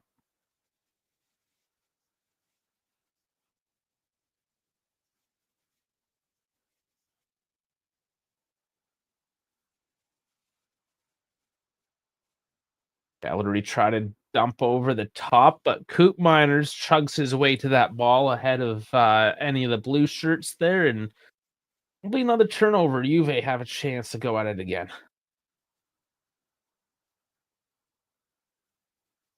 1-2 passing doesn't make it 3.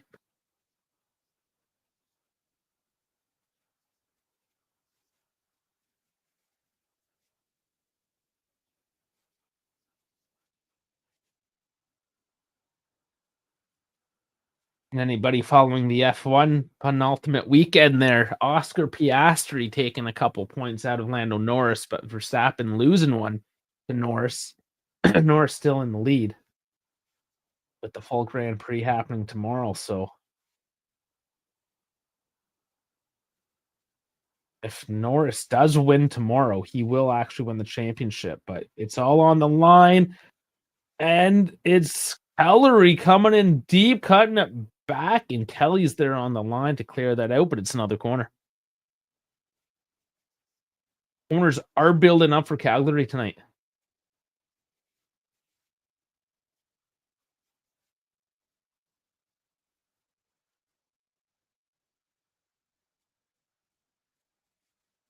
There's still some work to do tonight. And Al saying we need to score another one ASAP or it will be 2-2. I'm starting to get that feeling as well.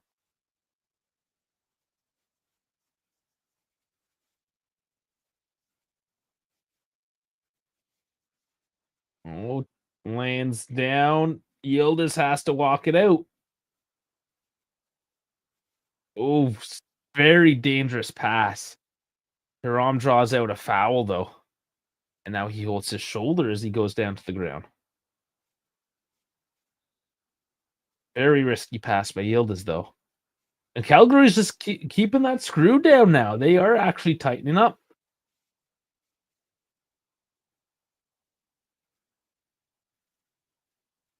All right, Esposito coming up off for Felice. Also had a decent match tonight.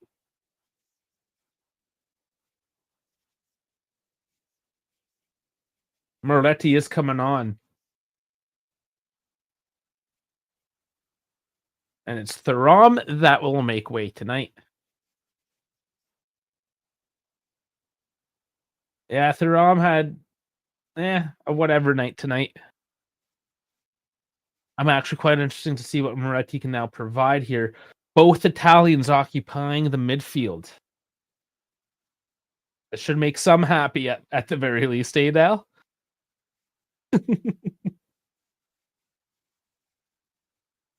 20 minutes to go.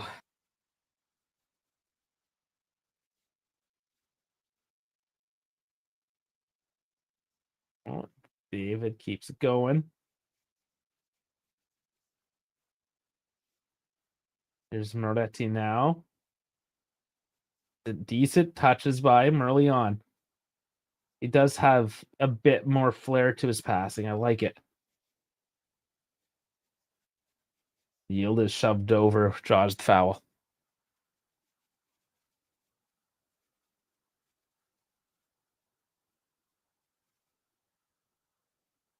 That's all you need. Just keep those feet moving. They're gonna do that. They're gonna get a foul.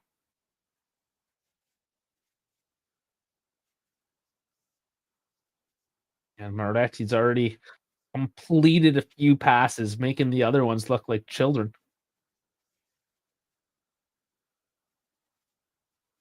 Might be the youngest guy on the. No, Yildiz would be the youngest still, but second youngest, perhaps Moretti.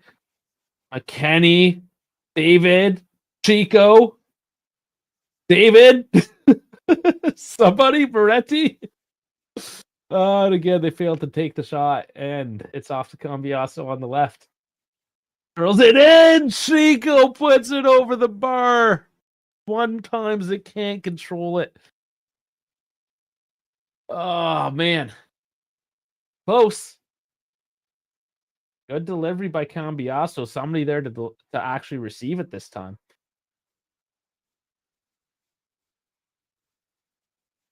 Hard technique. The hard one. But you would have liked to see it. It would have been beauty.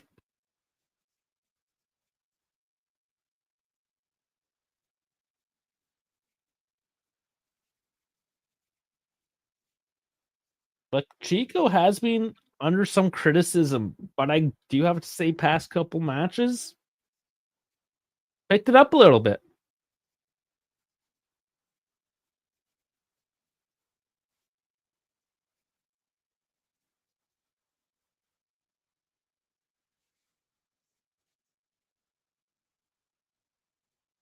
Both teams have made 3 of their substitutions. I would expect some more here. You've seen this a lot more lately, just very late substitutions. Not just Juve, but I have noticed it with other teams as well.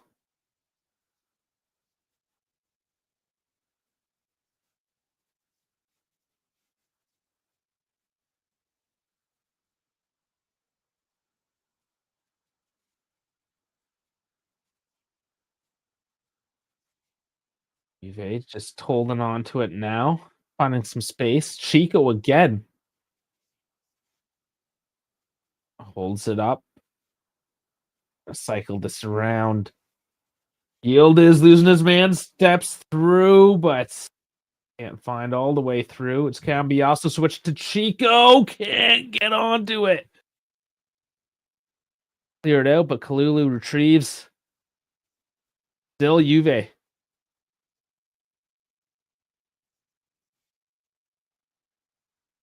You would love to see the security goal here, but it has looked quite good.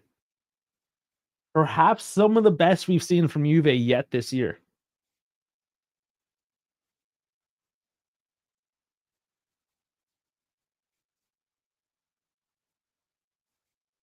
But anything can happen yet.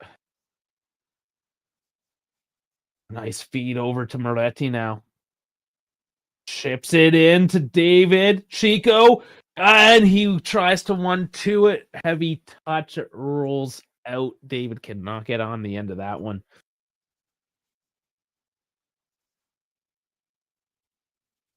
Again, it's that final little touch, but it has really looked good. I'm enjoying this, and it feels weird because I don't remember what this feels like. It still has. I mean, it's just small. The feeling's still, you know, not full strength.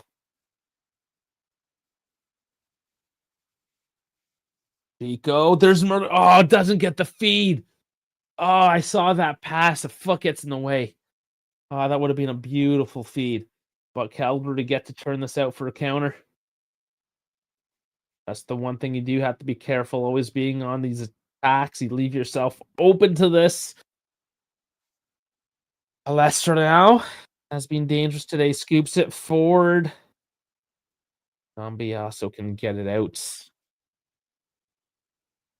Yeah, I think David overcomplicates thing. He needs to try and shoot it. Yes. So this is one of those problems transferring over, say, North American style play or even the French league, is that it's a lot more open. You have more time. He has not locked in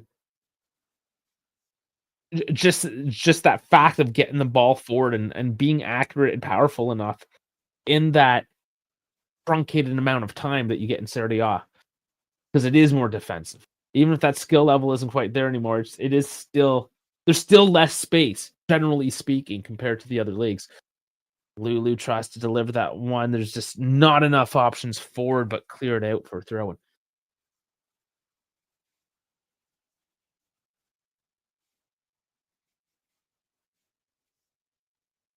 McKenny with the step over. Look at him go.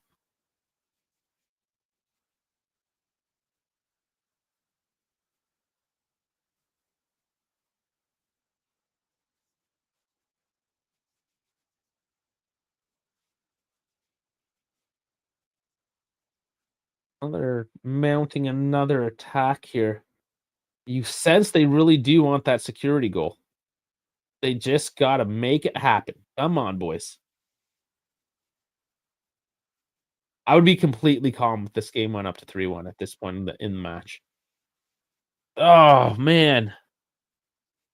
Where was he going? What was the target there? Locatelli had two options to pass through and kind of split it. Oh, nice feed. Somebody put their foot through the fucking ball. Jesus. And Chico should not have been the one that received that one. Eventually gets the shot off, and it's right to Caprile. Again, it's almost like too many people are attacking right now. Coop Miners, honestly, getting in the way as the defender. I understand that you're a midfielder, but you're a defender now. You gotta kind of hang back a little bit and let your forwards attack that ball.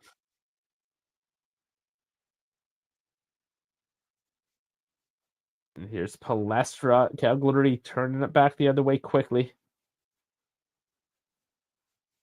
And Lulu can get the clear. Not very deep. Man down in the box, though. They will stop play.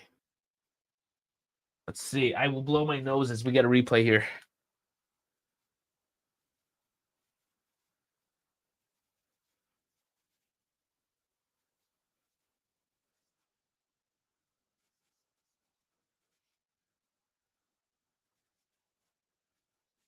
Man, this time of the year makes commentating hard when sinuses are on high alert.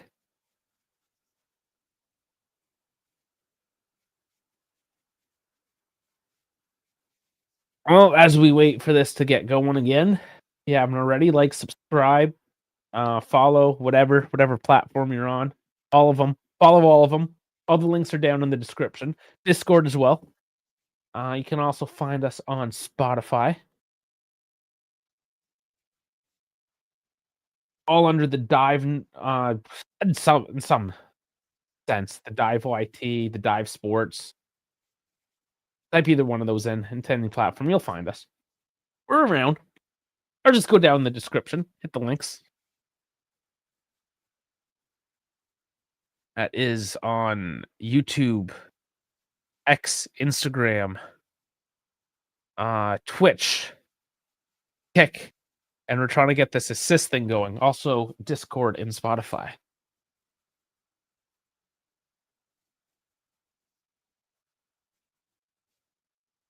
We're back underway. McKenny just comes back on as soon as he can, so he's all right.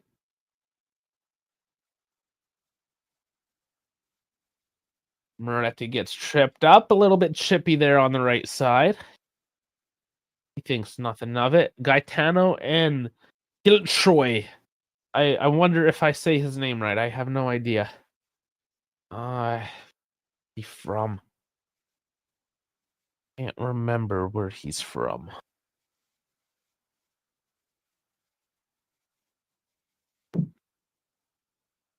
I am finding out though. It is for Lorenzo and Adopo off, however. He is Turkish. Yeah, we already went through this. He's Turkish. Let me kill Troy. Somebody tell me how to actually say that. That's a complicated one. One of those names with like accents and things.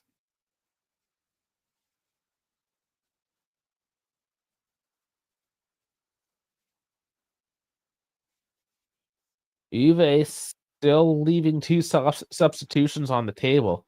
And if I'm not mistaken, because one of those substitutions happened at halftime, they can still make a fourth round of substitutions. And Chico taken down. There's another yellow card, this time for Felici.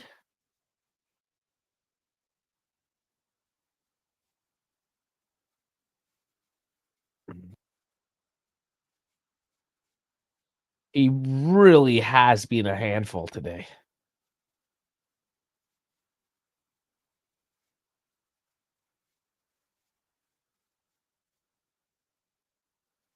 Oh, nice give and go. Oh, that's got to be a yellow, and there it is. Yield is hauled down. It was clear that was not even a discussion. Fatty in the books. And Cagliari getting tired, losing their man, making mistakes, and getting frustrated as a result.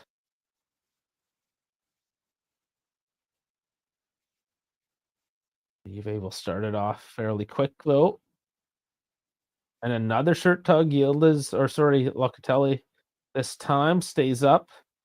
Moretti fighting for the ball. Cambiasso fighting for the ball. Now Coop, everyone is, but he goes through the back that time, and he gets called back. And it's choppy again right now.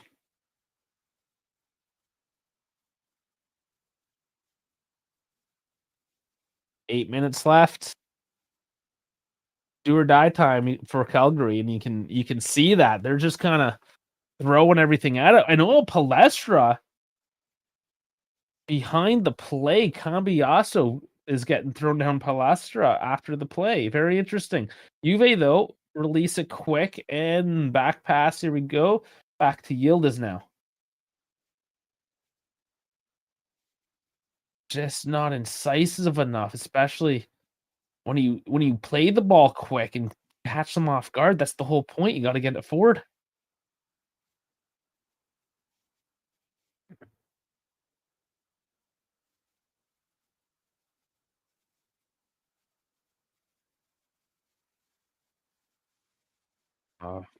Back passing now for Juve. They don't want to make a mistake this deep into the game.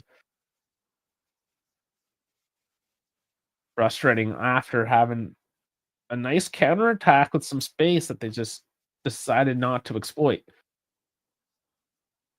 And now bad pass turns it over.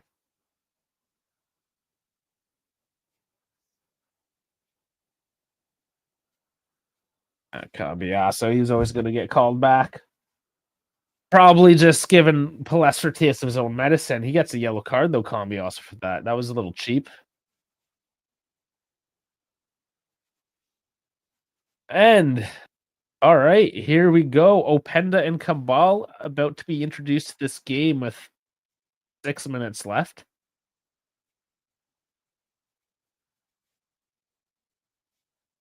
So Openda's coming on for Yildiz. Give him a few minutes rest anyways. He had a good match today.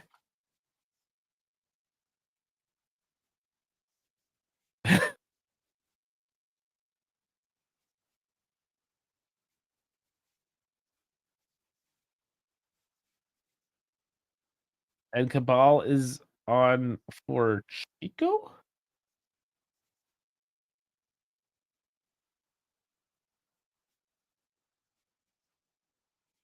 Okay, so they changed the formation here. Or it is the four-man defense at the moment. Given away quickly to Juve, and Penda was finding space. Would have liked to see him delivered, but McKennie just tries to walk through just a blue wall, kind of, sorta. It's more like, I guess it really wasn't like Kool-Aid Man, but it looked like that's what he wanted to do. Cabal gets that pass intercepted though, feeds up Openda. Taking on two men. And who takes that touch? Whistle blown before it goes out of bounds. So did something happen?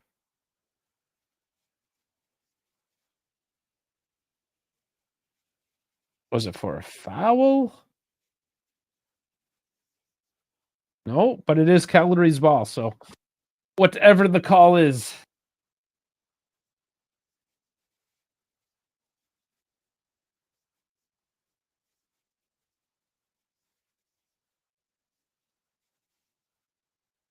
Player of the match, Yildiz, Conceição, Palestra, and Esposito. It's got to be Yildiz.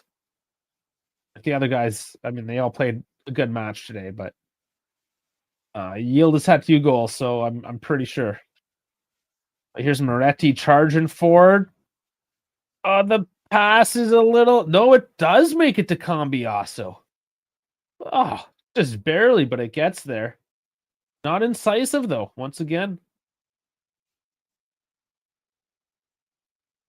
Still is Juve, so control on the ball. Couple minutes left.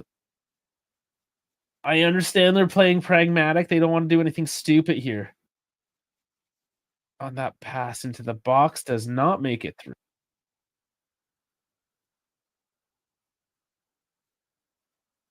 Just they say they don't want to do anything stupid. It is a turnover.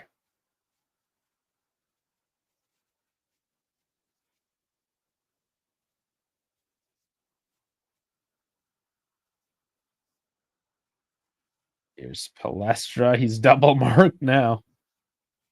And then Cabal working that flank.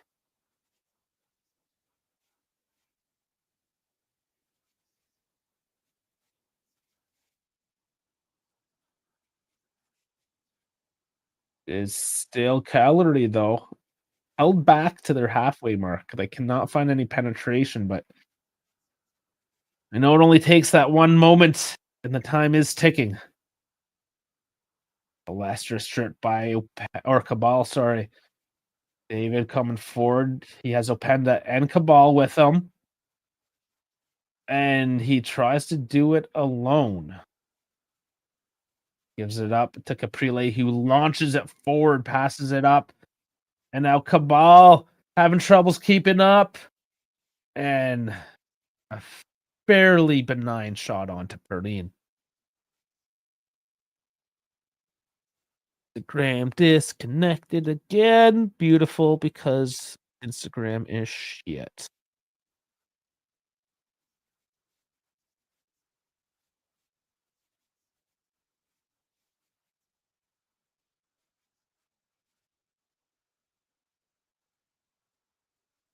All final few moments here. Do we get any last drama? Oh, Penda tripped up. Penda has looked decent since he's come on. He's been quick. He's been fluid, moving the ball around. Kind of making it difficult to stay on top of. Cambiasso turns this ball around. He has Moretti. He takes the shot, launches it. That'll kill some time anyways. 89 minutes. Yes, Cambiasso needs to put on his shooting boots. He's had a couple chances tonight. I think he's got to go to the training ground with the offensive coach.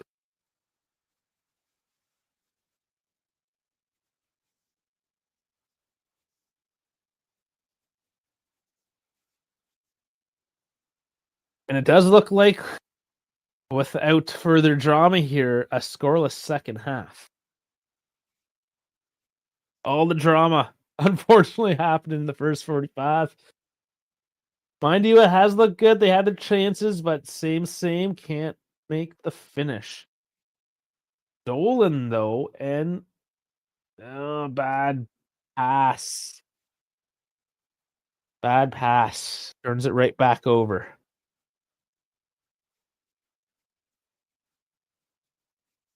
And here is the 90. 4 added.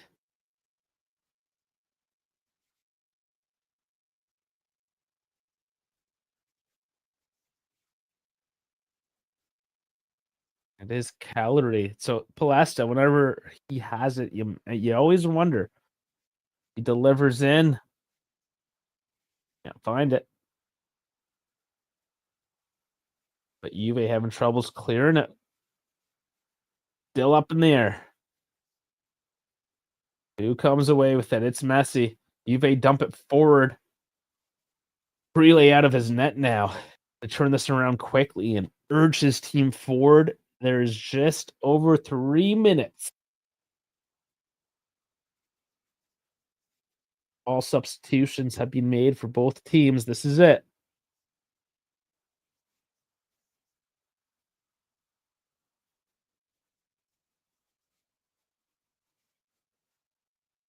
Cagliari held in pretty far back, but they're looking.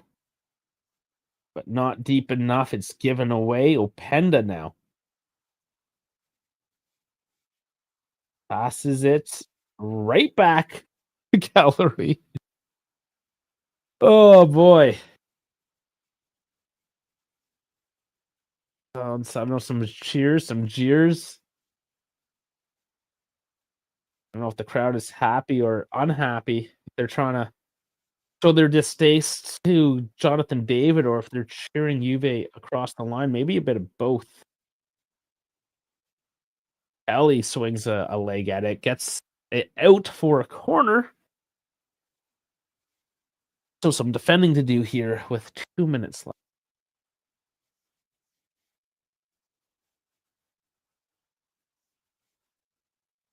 Taken short. Now delivered. Far post end.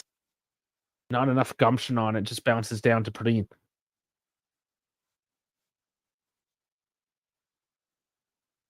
Kind of his hands too. So don't think anything would have counted on that one. Oh, messy clear forward. It does work out. It's Locatelli. He's still going forward somehow. And he's just pushed over. It does go to free kick. Diola is not happy. And gets the yellow card for protesting. Oh, man. Just let the game flow through here the last few seconds. Yeah, I mean, it was definitely a foul. It was on the attack. I can see why it could be a yellow. I would have just let them continue, but it's free kick. Right by the touchline, side of the box. 40 seconds. And we'll just take this one short into the corner and kill the clock. It is short to David. He walks it into the corner. Felici gets it. Bounces it off on a clearance for a goal kick. But there may not be enough time now at this point. 15 left to go. And it drops on to Juve. They just got to hold on to it at this point. They're not going to go too hard forward, even though they are on an attack. And There's David. Yeah, just holds on to it. And it's enough. The game is over. 94 minutes in, whistle is blown, and Juve get the 3 points to a bit of an abated second half there, especially towards the end. A little less excitement, but nonetheless, Juve do enough. It could have been more. It should have been more. But it's 3 points. It's forward progress at this point, right? It's just that little bit extra. It's enough. It's enough, and I think we're all happy for it. All right. Well, I don't know if we're gonna have Dash fly in here for a bit of a post game, but for anybody who is joining us now for the post game, just give me a second as I bring up the thought mob. But also take this time, if you will, to like, subscribe, follow, share, all that jazz. All the links are in the description to fucking everywhere: Instagram, Twitter, Twitch, Spotify, Discord, YouTube, all of it. It's just everywhere. Yeah, exactly, JC. Yeah, we win, but we need to take advantage of our chances. It didn't need to be this close. No, I mean that's our story so far this season, right? So I'll bring up the thought mob. And I mean, what's positive here is Yield is with a 9. I mean, amazing. Everyone else is green today except Kostic, who was taken off at the half, and Vlahovic, who injured himself. We do have Dash. How's it going? Told you I'd come back. Perfect, because I need to clear my nose. So, speak your piece. Okay. Wow. He's got himself some boogers. But I'm actually kind of surprised that Cabal didn't yuck up anything too crucial. But kind of what I mentioned at halftime, right? So we went over the 1.5 expected goals as I thought we would. So offensively, the team looks good. I don't have any concerns on us offensively. Defensively, not too shabby.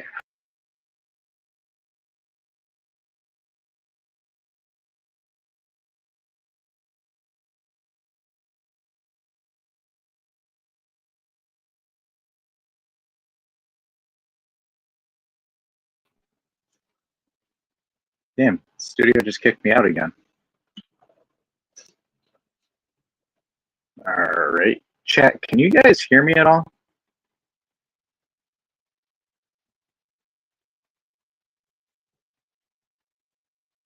Is that a yes or a no?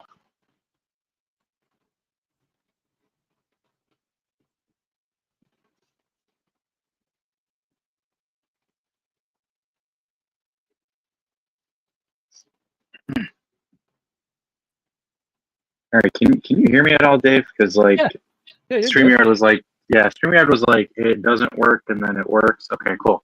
Again, offensively, I think we're fine. I'm not concerned with anything. Cool, the sound is choppy. Yeah, because StreamYard's been a little bit weird since they did the new updates on things. You're on your phone, aren't you? Or yeah, I'm on my phone too. Yeah, that's probably part of it. Yeah. So I think, again, I'm not concerned in terms of schematics for this team. I think it looks great. Again, 1.86 expected goals, which is phenomenal against a team that's going to park the bus. I think, again, your biggest issue is going to be you need Conceição to stop being ass. You need Dusan to heal his privilegia, and you need Jonathan David to realize that he's a professional footballer. That's kind of like some of the tidbits that I've kind of seen. I am, again, happy. We talked about it at halftime where Spalletti says if you play ass in the first half, your seat's on the bench. No ifs, ands, or buts, which I thought was great. Yep. Defensively, because we conceded off a corner kick. So, like, I'm not kind of like, eh. We didn't concede on the corner. No, we conceded off.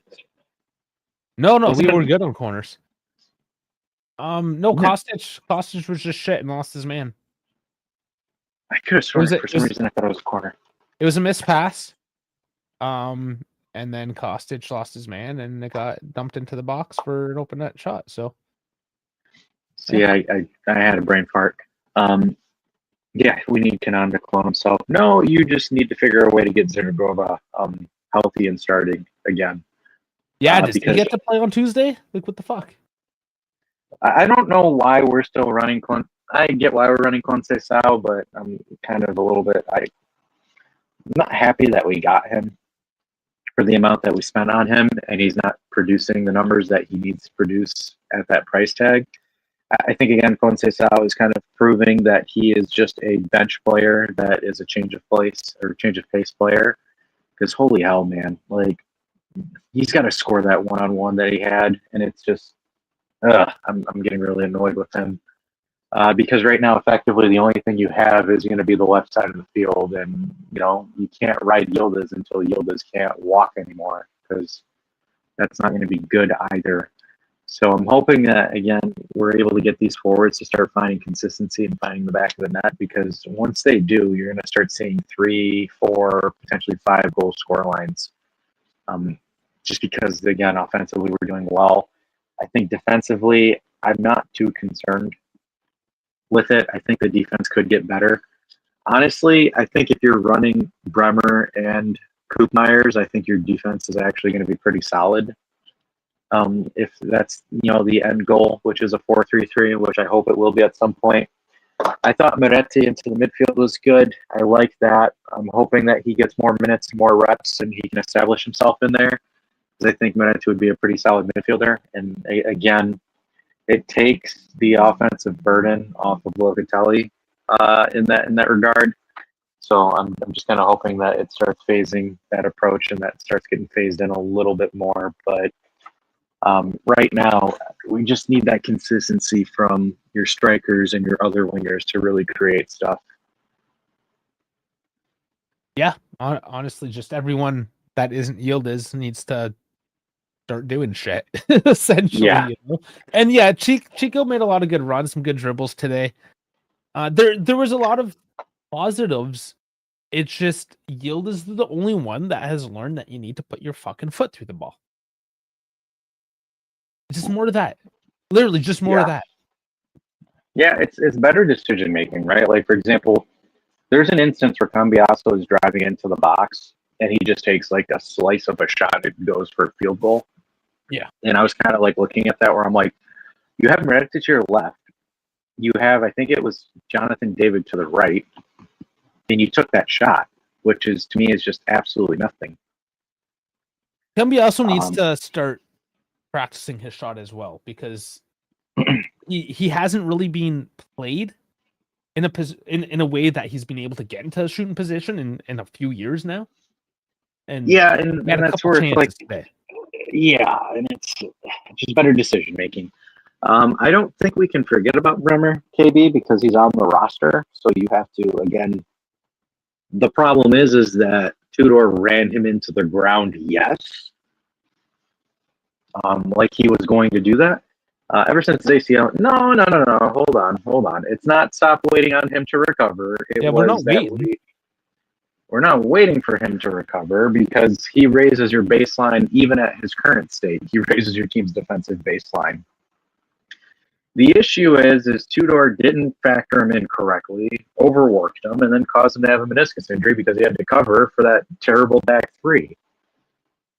Because you guys have to account for this, right? Bad schematics or bad schemes can risk your players to get injured. Either they have to cover more ground than usual, move more than usually they need to do. And again, coming back from an ACL tear injury, and right now he's suffering from a meniscus issue, which is, again, a compound risk if you don't come back correctly from your ACL, or if you're being put too much on your leg from an ACL injury. That's what happens, and that's kind of what happened to Bremer. I still think, again, Bremer's a better defender than Gatti, so I'd rather have Bremer than Gatti, and I'd rather run that is your back two of Bremer and Koopmeyers, but that's just me saying that. Gatti for me is a change of pace center back or off the bench in a back four. So yeah, I disagree with what he has done. He's not a pacey player, so we don't need that explosiveness from him. I just need him to stop balls. And we're likely to go to a back four once he does return. We saw that for the last, I guess, 4+4 minutes, those last 8 minutes of tonight's match. Put Cabal on, went to a back four, and that's not necessarily even the ideal setup, right? But when you are playing with two center backs, you can have Bremer as just like a stalwart defender that doesn't have to go and be this ball player and move up the pitch and move laterally so much as just be that fucking tank in front of the goalkeeper. So with Spalletti going to a back four, I feel that might kind of mitigate his ACL injury by putting less load on his actual how he's deployed onto the pitch. The less explosive movements he needs to make, or the less explosive bursts he has to do, the better.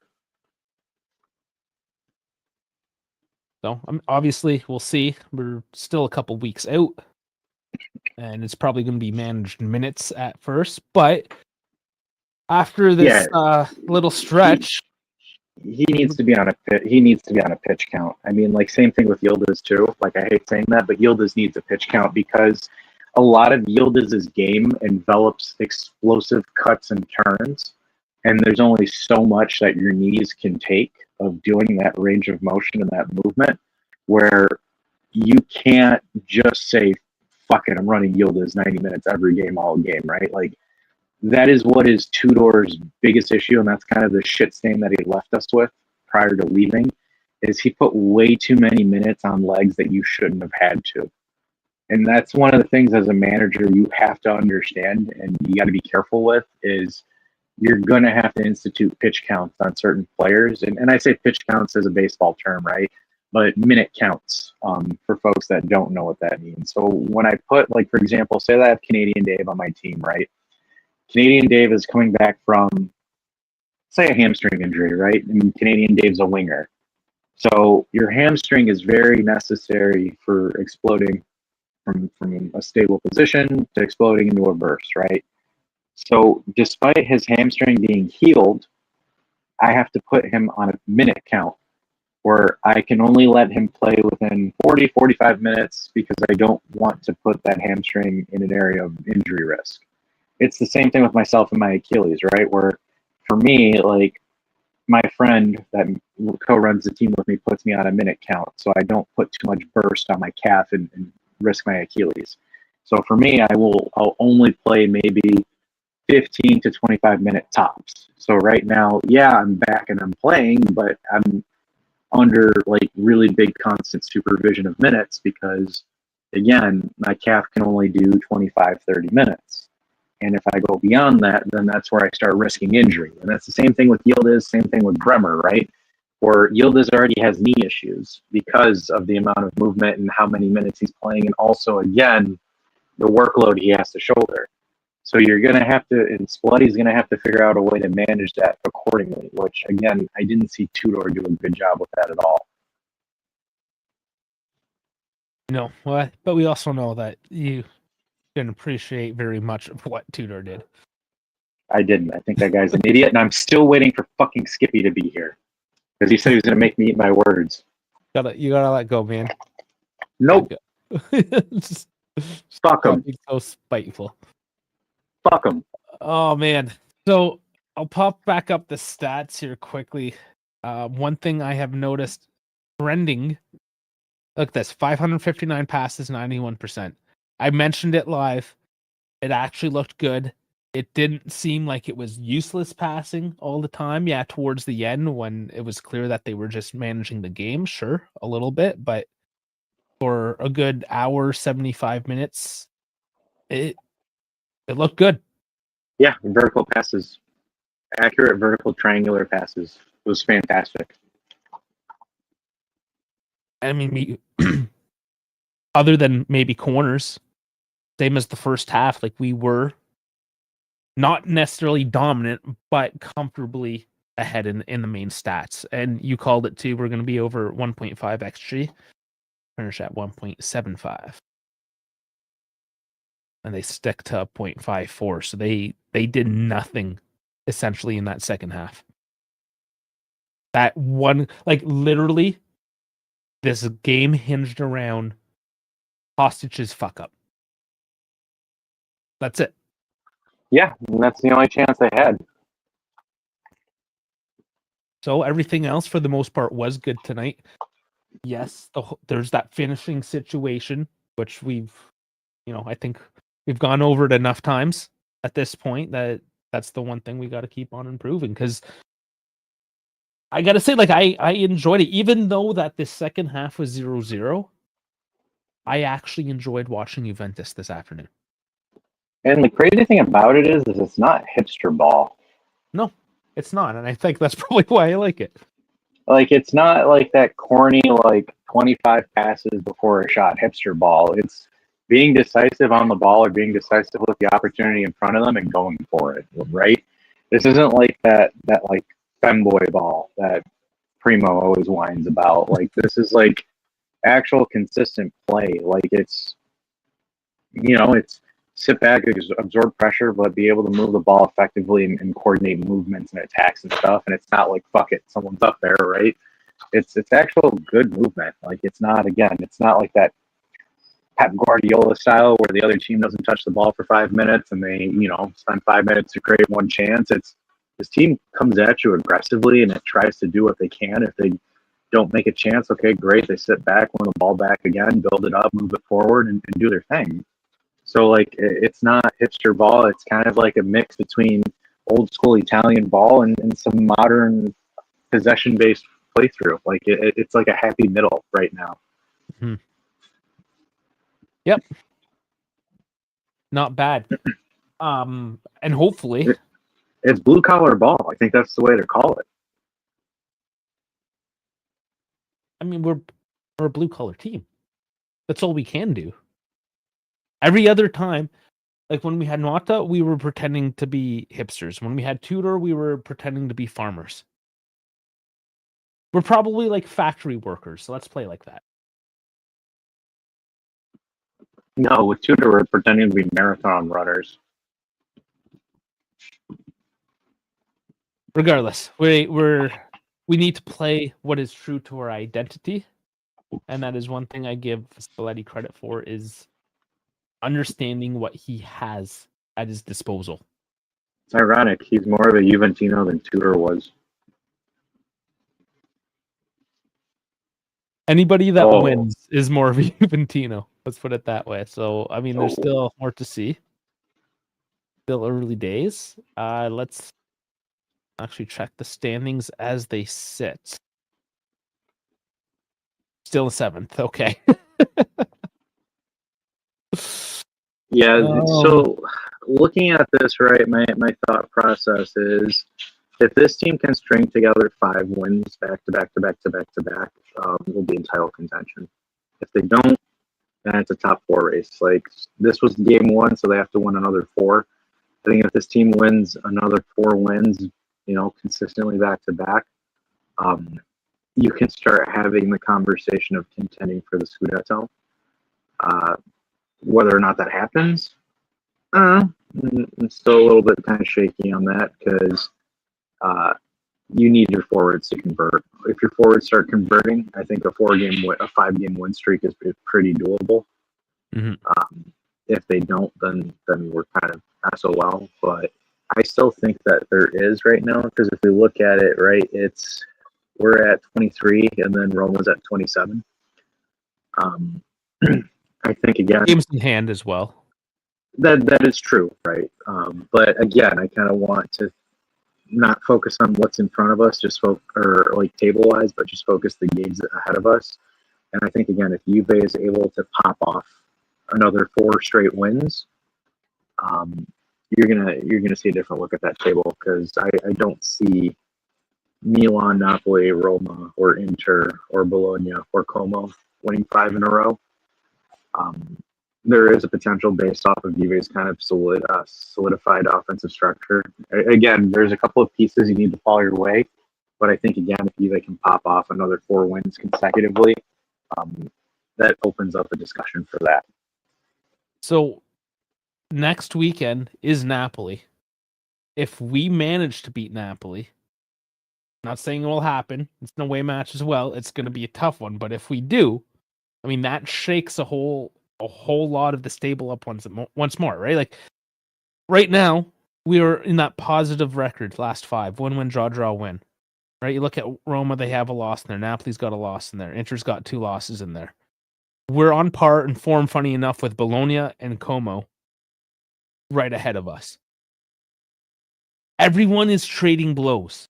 Like Dash says, if that offense starts to cook, watch out, man.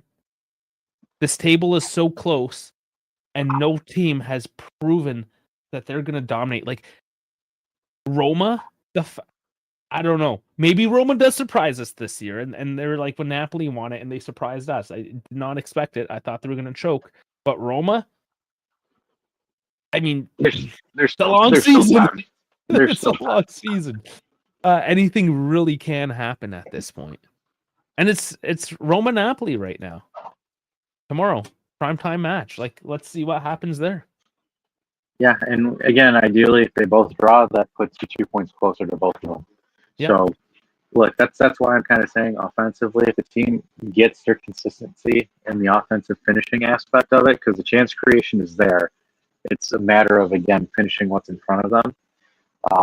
I see a 4-game win streak being pretty possible. Just because if I look at all the other teams' offensive output and what they're doing, no one is matching us in terms of offensive consistency.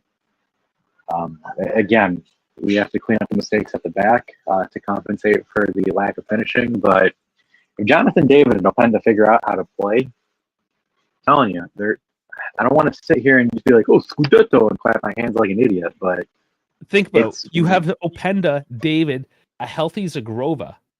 Those are 3 more guys that can start to cook off.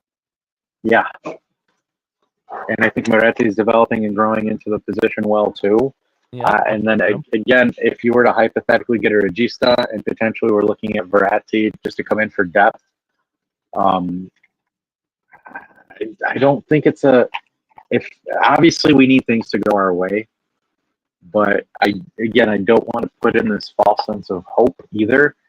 But if certain things fall our way, I don't think it's bad to dream right now. It's all on the table. It's match day 13. It's not even December. This is the last week in November, right? Like, it's still the fall. It's okay. Yeah, that's why if we're able to win out December, I'm telling you, there's something there if we do. Yeah, if we can go into the new year in the top 4, let's say. I mean, it's on. Let's see. I mean, first we got Coppa Italia on Tuesday. Udinese. That's 3 p.m. Eastern time, 9 European time. I'll give you like a 90% that I'll be able to do it. I don't see why I won't. So, Coppa. If all else fails, Europa League through the Coppa Italia win. Right? There's always that. Otherwise, I mean, it's tight. We're on the charge. Napoli next weekend. That's Sunday. When is it? December 2nd. Look, Carr, I understand your thought process on it, but we need experienced, accomplished players on this roster, and Verratti is one of the most accomplished Italian midfielders out there right now.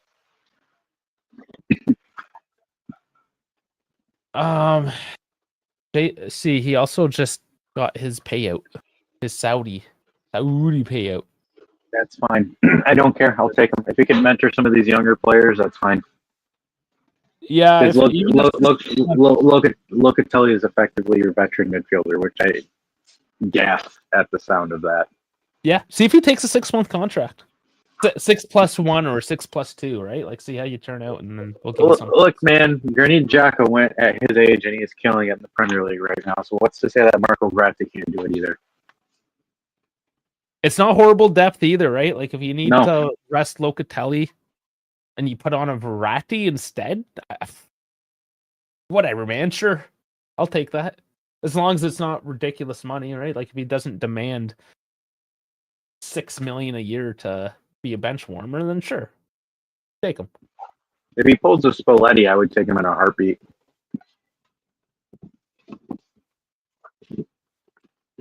I don't know how true any of this is, though. Mind you, I mean, it's like rumors in the water. I mean, but still, though, like I'm thrilled. I'm still thrilled at the fact that we got Spalletti on the contract that we got him with. Yeah. Well, let's see. It's been very quiet. I think the club has done a very good job since Spalletti has come on to just keep things just not exciting around the club. And I know that's boring for us, but not a whole lot has really happened. There's a few rumors here and there. I found out, I don't know if this has anything to do with it, but I guess the journalists are on strike in Italy. I mean, good riddance. Who cares? They do a shit job anyways. I was about to say, I'm like, there's shit anyways. So I'm not shedding a tear over their lost wages. That's for damn sure. Get a real job or do the job like a real journalist. Either way, I don't give a fuck. But what you're doing now is shit. No remorse. Fuck you. But for whatever the reason is, it has been quiet, and there hasn't been things that we've complained about, right? Like Tia hasn't been bouncing around pre-game making a bunch of noise, and then we go on to lose, right? Like we've just been professional. Quiet professionalism. That's all I've ever want to see. Go on the pitch, play your game. Yeah, there's going to be media. There's going to be press conferences. There's going to be stuff that's out there in the news. But the fact that even these pseudo journalists, Twitter warriors, whatever you want to fucking call them, they've tried to make there's not any drama for them to even spin up a story right. And as they say, no news is good news. Yeah, you might get, we're interested in this 20-year-old, that 20-year-old. Sure, of course. I mean, cool. That gives us something to speculate. That gives us something to speculate for. Yeah, we're scouting. Our scouts are scouting. Cool. All right, they're doing their job. Everyone's doing their job. So, I mean, that's all I want. Of course, coming into December, do I expect to hear a bunch more transfer rumors, like legit ones? Yeah, we will. But until then, I love how quiet it's been. I don't care that we're kind of like low on content if it means that my team is getting their shit together and starting to act like professionals. And that does seem what the trajectory is. And that's all I got to say about it. Yeah, on that note, like and subscribe. Yeah, let's do it. I guess that's a good point to chop this one off. Yeah, do like and subscribe. YouTube, Twitter, X, Instagram, Kick. Spotify, Discord. These nuts. Everywhere. Find us everywhere, damn it. Yeah, thanks for watching. Dash, thanks for joining in when you could. And we'll catch you on Tuesday.